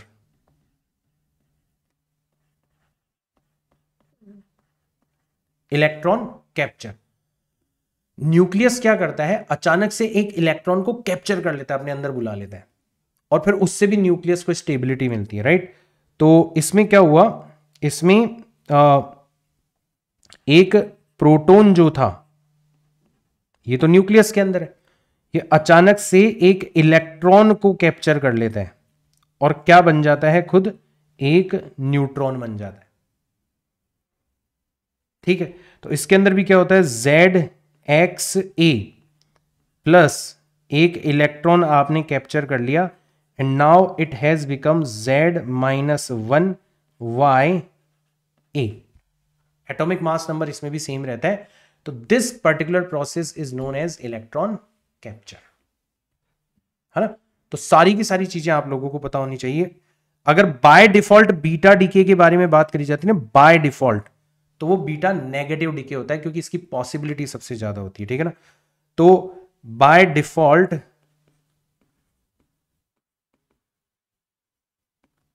Beta decay means case number 1। In general मान लो कुछ और मेंशन ना करा जाए तो आप बीटा डीके का मतलब क्या समझोगे, केस नंबर 1 समझोगे कि भाई बीटा नेगेटिव डीके के बारे में बात हो रही है, ठीक है ना, अगर कुछ भी मेंशन ना किया जाए तो। चलो भाई, ये भी बहुत अच्छी चीज निकली हमारी। अब अपन गामा डीके के बारे में बात कर लेते हैं। तो गामा डीके में क्या होता है, ये आपका पेरेंट न्यूक्लियस है ZXA, इसके ऊपर स्टार लगा हुआ है, स्टार लगा हुआ है, इसका मतलब ये हायर एनर्जी लेवल के अंदर है, हायर एनर्जी लेवल। जैसे इलेक्ट्रॉन्स के एनर्जी लेवल होते हैं ना, वैसे बेटा न्यूक्लियॉन्स की भी एनर्जी लेवल होता है। तो आपका न्यूक्लियस हायर एनर्जी लेवल के ऊपर है, और अब ये न्यूक्लियस जो है वो अचानक से एक लोअर, कोई बदलाव नहीं होगा, Z में भी कोई बदलाव नहीं होगा, A में भी कोई बदलाव नहीं होगा, स्टार हट गया। स्टार हटने का मतलब हम जस्ट ये बताना चाह रहे हैं कि ये भाई साहब जी लोअर एनर्जी लेवल के ऊपर आ चुके हैं। बस ध्यान रखना, एटम के अंदर इलेक्ट्रॉन्स के जो एनर्जी लेवल होते हैं वो इलेक्ट्रॉन वोल्ट ऑर्डर के होते हैं, और न्यूक्लियस के जो एनर्जी लेवल होते हैं वो मेगा इलेक्ट्रॉन वोल्ट ऑर्डर के होते हैं। तो जैसे जब इलेक्ट्रॉन हायर एनर्जी लेवल से लोअर एनर्जी लेवल में आता है तो इलेक्ट्रॉन वोल्ट ऑर्डर की एनर्जी का एक फोटोन रिलीज होता है, तो यूवी रेज मिलती है, विजिबल लाइट मिलती है, देखा था हम लोगों ने। वैसे यहां पर मेगा इलेक्ट्रॉन वोल्ट इतनी एनर्जी का एक फोटोन रिलीज होता है, जो कि सबसे हाईएस्ट फ्रीक्वेंसी का फोटोन होता है, जिसको अपन बोलते हैं गामा रे। ठीक है, तो यहां पर आपको साथ ही साथ में एक फोटोन मिलता है। ठीक है, और ये फोटोन ही क्या कहलाता है, ये कहलाता है आपका गामा रे कहलाता है। तो इसमें कोई जेड में बदलाव नहीं होगा, कोई ए में बदलाव नहीं होगा, सिर्फ और सिर्फ हायर एनर्जी लेवल से लोअर एनर्जी लेवल के ऊपर आप आ रहे हो। तो नॉर्मली क्या होता है, बीटा डीके जब होता है उसके साथ साथ आपको ये प्रोसेस होते हुए नजर आती है। ठीक है भाई,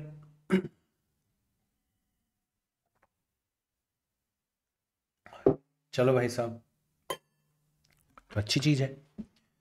फिर सर इसके बारे में अब देखो सवाल कैसे आते हैं, जैसे मान लो फॉर एन एग्जांपल मैंने कहा, फिर आपको इसको हथियार के तौर पर भी याद रखना है कि if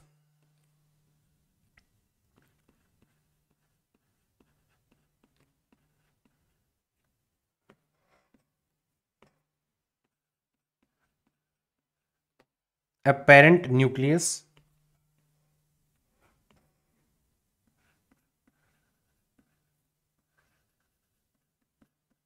emits an alpha particles, भाई इतने तो अल्फा पार्टिकल्स रिलीज कर रहे हैं।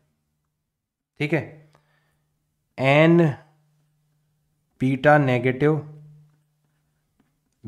नेगेटिव पार्टिकल्स रिलीज कर रहा है ना, एन बीटा पॉजिटिव, इतने बीटा पॉजिटिव पार्टिकल्स रिलीज कर रहा है। ठीक है, और एन गामा, इतने गामा के फोटोन्स रिलीज कर रहा है। ठीक है, then find Z dash and A dash of final nucleus. जो फाइनल न्यूक्लियस हमें मिलेगा भाई, अभी जो आपका पेरेंट न्यूक्लियस है वो है आपका ZXA है भाई, उसका एटॉमिक नंबर Z है, एटॉमिक मास नंबर A है। तो वो क्या कर रहा है, वो इतने तो अल्फा पार्टिकल रिलीज कर रहा है, इतने बीटा पार्टिकल रिलीज कर रहे हैं, इतने बीटा पॉजिटिव पार्टिकल रिलीज कर रहा है, और इतने गामा फोटोन्स रिलीज कर रहे हैं। ये सब कुछ रिलीज करने के बाद में जो फाइनल आपका पार्टिकल बनेगा, फाइनल जो न्यूक्लियस बनेगा, उसका एटॉमिक नंबर और उसका एटॉमिक मास नंबर कितना होगा। तो देखो इसमें सिंपल सी गणित लगानी है कि सर मान लो हमें A डैश निकालना है, कैसे निकालेंगे। तो आपने सर बताया था कि A के ऊपर, एटॉमिक मास नंबर के ऊपर, ना तो बीटा डीके का कोई फर्क पड़ता है, ना ही गामा डीके का कोई फर्क पड़ता है, सिर्फ और सिर्फ अल्फा डीके का फर्क पड़ता है, और वो भी कितना कि एक अल्फा पार्टिकल 4 कम कर देता है। तो आपका जो शुरू में एटॉमिक मास नंबर था A, उसमें से आप माइनस कर दो, हर अल्फा पार्टिकल 4 घटा देगा, तो आपके अल्फा पार्टिकल्स कितने हैं, n अल्फा। ठीक है, इसको आप किससे मल्टीप्लाई कर दो, 4 से मल्टीप्लाई कर दो, खत्म, डायरेक्ट आंसर आ जाएगा आपके पास में। और सर मान लो Z डैश निकालना है, तो Z में कब कब बदलाव होता है, तो सर Z में एक तो 2 घट जाता है जब अल्फा पार्टिकल रिलीज होता है, तो हर अल्फा पार्टिकल जो है वो कितना Z को कम कर देगा, सर 2। तो अगर मान लो अल्फा पार्टिकल्स n अल्फा है तो 2n अल्फा, इतना आपका Z डिक्रीज हो जाएगा। फिर सर बीटा नेगेटिव पार्टिकल, तो बीटा नेगेटिव पार्टिकल जो है वो तो बढ़ा देता है, तो जितने बीटा नेगेटिव पार्टिकल्स रिलीज होंगे उतना ही आपका Z बढ़ जाएगा। और सर इसी तरीके से माइनस बीटा पॉजिटिव पार्टिकल। ठीक है, ये आप डायरेक्ट कैलकुलेट कर सकते हो, और आप फाइनली आपका जो Z है वो निकाल सकते हो। ऐसे क्वेश्चन आपको बहुत सारे पूछे जाते हैं। जैसे मान लो मैंने फॉर एन एग्जाम्पल आपको दिया होता, ये मान लो मैंने दिया होता आपको 74, ठीक है, चलो मैं अलग पेज पर करवा देता हूँ, ठीक है, थोड़ा साफ सफाई से भी काम हो जाएगा। तो जैसे मान लो मैं एक पेज एक्स्ट्रा ऐड कर लेता हूँ यहाँ पर, कि ऐसा आपको कहा गया है कि एक एलिमेंट है X, 74 इसका एटॉमिक नंबर है और 146 इसका एटॉमिक मास नंबर है, ठीक है। ये पहले एक अल्फा पार्टिकल रिलीज करता है, तो आपको कोई और पार्टिकल बनते हुए नजर आता है। फिर ये एक बीटा पॉजिटिव पार्टिकल रिलीज करता है, तो आपको यहाँ पर कोई और न्यूक्लियस बनते हुए नजर आता है। फिर ये एक और अल्फा पार्टिकल रिलीज करता है, आपको कोई और न्यूक्लियस बनते हुए नजर आता है। फिर ये यहाँ पर बीटा नेगेटिव पार्टिकल रिलीज करता है, कोई और न्यूक्लियस बनते हुए आपको नजर आता है। फिर फाइनली एक गामा रे एमिट करता है और आपको Y बनते हुए नजर आता है, जिसका Z और A आपको फाइंड आउट करना है। तो अब आप एक एक स्टेप फॉलो नहीं करोगे, आप सीधा देखोगे कि सर यहां पर नंबर ऑफ अल्फा पार्टिकल कितने हैं, 2, number of beta negative particle कितने हैं, 1, number of beta positive particle कितने हैं, 1 है। तो सीधा सीधा जो A डैश होगा वो कितना हो जाएगा, A मतलब 146 minus 4 times number of alpha particle that is 2, तो ये हो जाएगा 146 माइनस का 8, और इसको जब आप सॉल्व करोगे तो 6 गए और 2 चले जाएंगे, तो 138 आ जाएगा आपका A डैश। और इसी तरीके से आप Z डैश निकालोगे तो कितना हो जाएगा, Z that is 74 minus 2 times number of alpha particles that is 2, फिर plus number of beta negative particles that is 1, फिर minus number of beta positive particles that is also 1, तो 1 से 1 चला गया, 74 में से 4 चले गए तो कितना बच जाएगा, 70 बच जाएगा। तो यहाँ पर Z आ जाएगा 70 और A डैश आ जाएगा 138। डायरेक्ट आप ऐसे क्वेश्चंस सॉल्व कर सकते हो, ठीक है। यहां तक आपको कोई भी दिक्कत नहीं होनी चाहिए। अब अपन 2 चीजों के बारे में और पढ़ लेते हैं, हालांकि इनके ऊपर क्वेश्चंस इतने ज्यादा पॉपुलर नहीं है, फिर भी आप लोगों से पूछे जा सकते हैं, ठीक है। One is called nuclear fission. तो इसको विथ एग्जाम्पल में आपको एक्सप्लेन करता हूं कि एक बड़ा न्यूक्लियस होता है, बड़ा, जैसे उदाहरण के तौर पर 92 यूरेनियम 235, ठीक है। इसके ऊपर अगर आप एक स्लो न्यूट्रॉन, ये स्लो न्यूट्रॉन है, इसकी बॉम्बार्डिंग करवाते हो तो आपको एक अनस्टेबल न्यूक्लियस बनते हुए नजर आता है, दैट इज 92U236। ये बहुत अनस्टेबल होता है और फिर ये आपको अलग अलग तरीके से, ये तो अनस्टेबल है भाई, ये तो टिकेगा नहीं आपका, तो ये आपको अलग अलग तरीके से टूटता हुआ नजर आता है। जैसे इसकी एक पॉसिबिलिटी तो ये होती है कि ये टूट जाए किस किस के अंदर, 56BA144 जो कि स्टेबल न्यूक्लियस है, प्लस 36KR89, ये भी आपका एक स्टेबल न्यूक्लियस हो गया ना, 30 से 170 के बीच में आ गया। अच्छा, इसके अंदर आपको 3 नए फास्ट न्यूट्रॉन्स मिलेंगे, भाई बहुत ज्यादा एनर्जी रिलीज होती है ना, प्लस आपकी सम अमाउंट ऑफ एनर्जी यहां पर रिलीज होते हुए नजर आएगी, ठीक है। तो 3 नए न्यूट्रॉन मिल गए। अब आप चाहो तो इन तीनों न्यूट्रॉन्स को भी स्लो करके अगले जो न्यूक्लियस है, यूरेनियम 235 का जो न्यूक्लियस है, उसको तोड़ने में काम में ले सकते हो। मतलब आप सेल्फ सस्टेन्ड चेन इक्वेशन बना सकते हो। आपने एक को तोड़ा, उससे जो न्यूट्रॉन्स मिले वो आगे वाले न्यूक्लियस को तोड़ेंगे और ये एक चेन रिएक्शन बनती चली जाएगी, राइट। लेकिन हमें उससे पहले क्या करना पड़ेगा, इन न्यूट्रॉन्स के पास में बहुत ज्यादा एनर्जी है, पहले इनको स्लो करना पड़ेगा, क्योंकि स्लो न्यूट्रॉन्स का ही एब्जॉर्प्शन होता है। फास्ट न्यूट्रॉन तो भाग जाएगा। अगर यूरेनियम 235 को टूटना है तो पहले वो स्लो न्यूट्रॉन को क्या करेगा, एब्जॉर्ब करेगा, राइट। अच्छा, जरूरी नहीं है यही पॉसिबिलिटी है, एक पॉसिबिलिटी ये भी होती है कि हो सकता है ये 51sb 133 के अंदर ब्रेक हो जाए। ये सब याद नहीं करना, मेन कॉन्सेप्ट समझना है ना।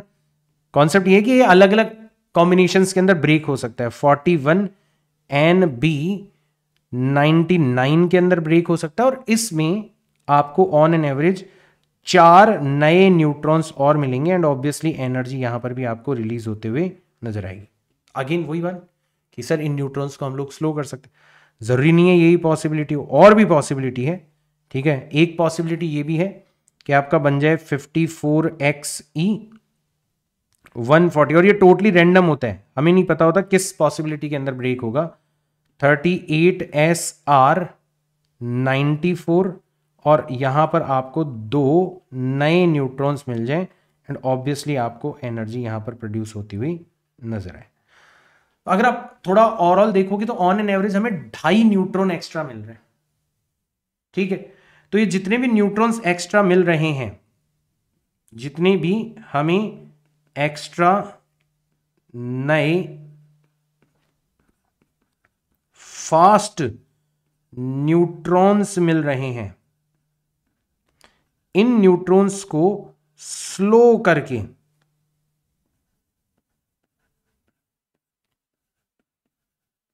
अदर यूरेनियम 235 को ब्रेक करवाया जा सकता है, बट हमें क्या करना पड़ेगा, इनको स्लो करना पड़ेगा, ठीक है ना। और यही काम करने के लिए, स्लो करने के लिए, ठीक है ना, इस काम को करने के लिए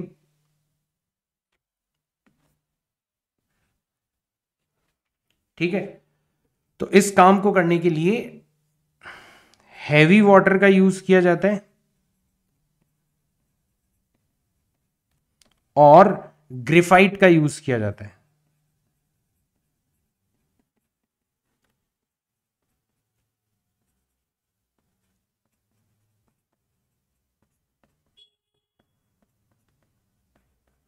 विच इज कॉल्ड, इनको क्या कहा जाता है, इनको मॉडरेटर्स कहा जाता है। क्या कहते हैं अपन इनको, मॉडरेटर्स कहते हैं, ठीक है। तो ऐसे चेन रिएक्शन बनाई जा सकती है यूजिंग मॉडरेटर्स, ठीक है ना। तो ये ठीक है, and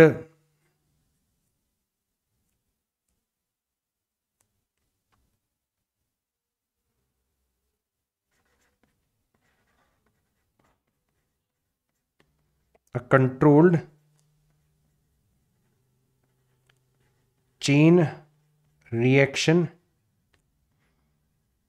can be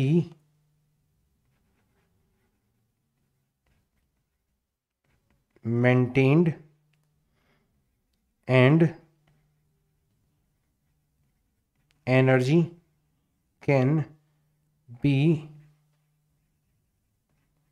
produced।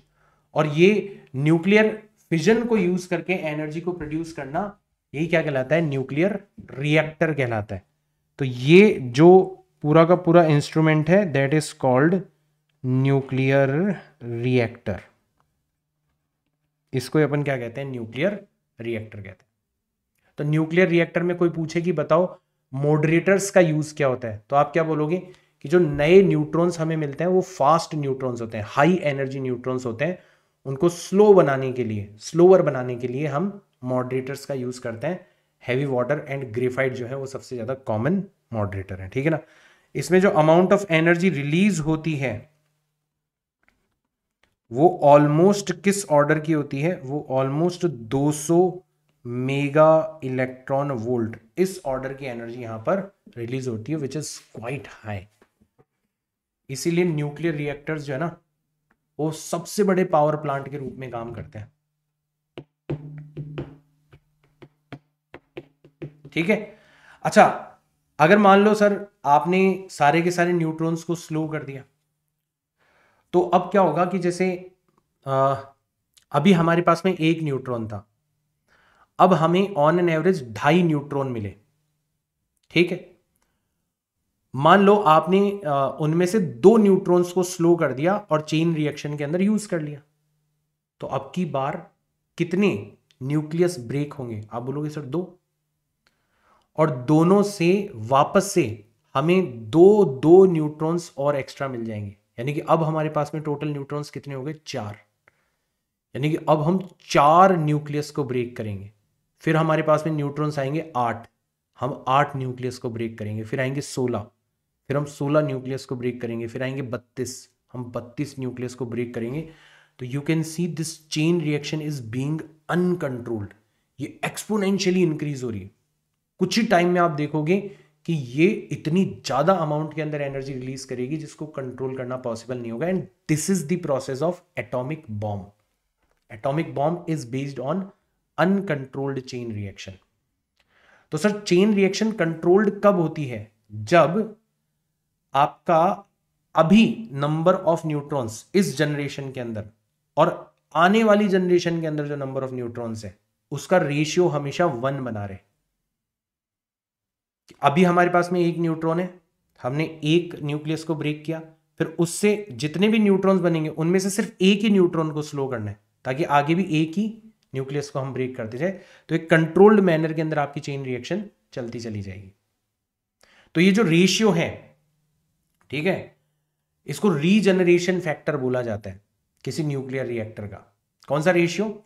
Number of neutrons in current generation divided by number of neutrons in your preceding generation. पिछली जनरेशन में जो न्यूट्रॉन्स थे उससे आप रेशियो ले लो। अगर ये 1 बना रहता है मतलब आपकी चेन रिएक्शन कंट्रोल्ड है। अगर ये लेस देन 1 है इसका मतलब आपकी रिटार्डिंग चेन रिएक्शन है, मतलब ऐसी चेन रिएक्शन जो धीरे धीरे धीरे धीरे खत्म हो रही है। और अगर आपका ये कांस्टेंट, ये रेशियो ग्रेटर देन 1 हो जाता है, इसका मतलब भाई साहब आप एटॉमिक बॉम्ब बना चुके हो, आपकी चेन रिएक्शन अनकंट्रोल हो चुकी है। अभी जितने न्यूट्रॉन्स हैं उससे ज्यादा मिल रहे हैं, फिर उससे और ज्यादा मिलेंगे, फिर उससे और ज्यादा मिलेंगे, और ये एक्सपोनेंशियली इंक्रीज हो जाएगी प्रोसेस। ठीक है, तो ये चीज कंट्रोल करने के लिए, मान लो किसी न्यूक्लियर रिएक्टर के अंदर आप लोग किसी चेन रिएक्शन को कंट्रोल करना चाहते हो, तो कंट्रोलिंग रॉड्स का यूज किया जाता है, कैडमियम रॉड्स का, है ना। ये सब मैं आपको बोल के बता रहा हूं, थ्योरेटिकल नॉलेज है, कहीं लिख लेना इधर उधर। तो these cadmium rods are used as controlling rods, क्योंकि ये बहुत अच्छी एब्जॉर्बर होती है न्यूट्रॉन्स की। तुम जब चाहे जब इन कैडमियम रॉड्स का यूज करके जितने चाहे जितने न्यूट्रॉन्स का एब्जॉर्प्शन करवा सकते हो, और आगे जितने न्यूट्रॉन्स को भेजना चाहते हो उतने न्यूट्रॉन्स को भेज सकते हो। तो मॉडरेटर्स के तौर पर यूज किया जाता है हैवी वाटर और ग्रेफाइट को। काम होता है न्यूट्रॉन्स को स्लो करना ताकि उनको आगे यूज किया जा सके। और कंट्रोलिंग रॉड्स के तौर पर यूज होती है कैडमियम रॉड्स। इनका यूज होता है न्यूट्रॉन्स को एब्जॉर्ब करना ताकि आपका रीजनरेशन फैक्टर जो है वो हमेशा क्या बना रहे? हमेशा 1 बना रहे। ठीक है भाई, तो ये सब थ्योरेटिकल नॉलेज है, बट ध्यान रखना है। लास्ट टॉपिक हम लोग और पढ़ लेते हैं, that is known as nuclear fusion. बताया ही था, छोटे न्यूक्लियस जो है वो मिलकर एक बड़ा न्यूक्लियस बनाते हैं, स्टेबिलिटी पाते हैं, और इसमें भी एनर्जी रिलीज होती है, राइट। तो इसको भी मैं विद एग्जांपल समझाना चाहूंगा। ठीक है, जैसे एक बहुत ही कॉमन एग्जांपल है प्रोटॉन प्रोटॉन साइकिल।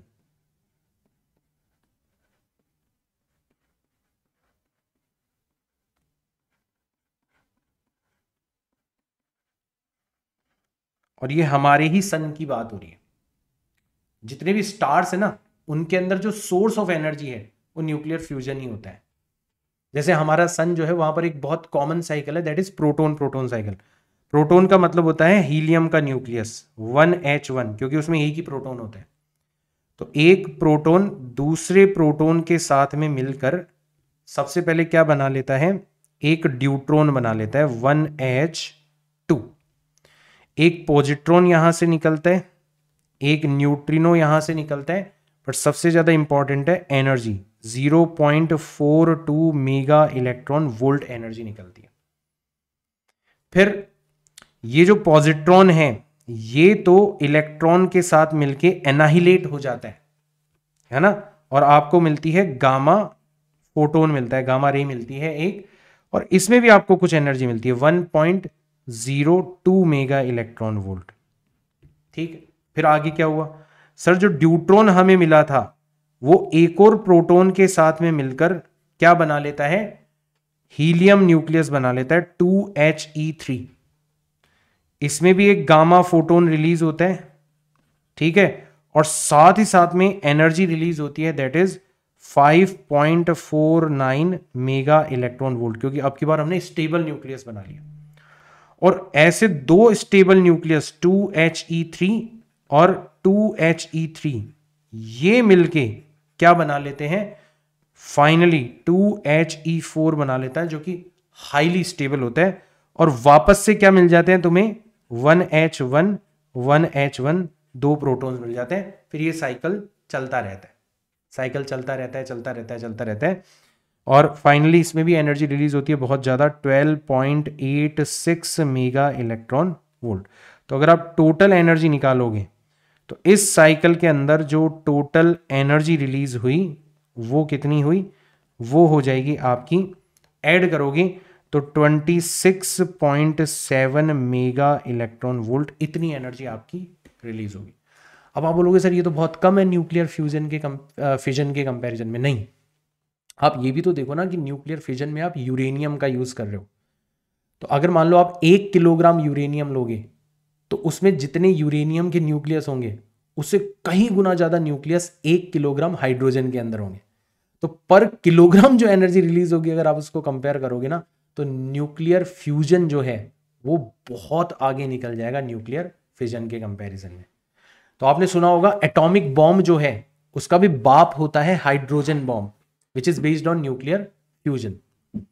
और ध्यान रखना बेटा, अगर आपको दो न्यूक्लियस को फ्यूज करवाना है तो उनको आपको बहुत पास में लाना होगा, और जब आप उनको पास में लाते हो तो रिपेल करते हैं वो एक दूसरे को, दो प्रोटॉन्स एक दूसरे को रिपेल करेंगे ना, तो आपको बहुत ज्यादा अमाउंट ऑफ एनर्जी देनी पड़ेगी। इसीलिए न्यूक्लियर फ्यूजन सिर्फ और सिर्फ हायर टेम्परेचर्स पर ही पॉसिबल है। That's why it is naturally happening at the core of sun और अदर स्टार्स। हम धरती के ऊपर ये काम नहीं कर सकते, करवाना है तो हमें पहले एटॉमिक बॉम्ब फोड़ना पड़ेगा, पहले हीट जनरेट करनी पड़ेगी, फिर उससे हम लोग क्या करवा पाएंगे, न्यूक्लियर फ्यूजन करवा पाएंगे। तो अभी रिसेंट डिस्कवरीज हो रही हैं जिसमें टोटल एनर्जी गेन हमें मिलने लगा है न्यूक्लियर फ्यूजन के अंदर, मतलब जितनी एनर्जी हम खर्च करते हैं न्यूक्लियर फ्यूजन को करवाने में उससे ज़्यादा एनर्जी हमें प्रोड्यूस होती हुई दिखाई दे रही है। इसको पॉजिटिव एनर्जी गेन बोला जाता है। मतलब फ्यूचर में ऐसे रिएक्टर्स भी बनाए जाएंगे जो कि न्यूक्लियर फ्यूजन के ऊपर बेस्ड होंगे।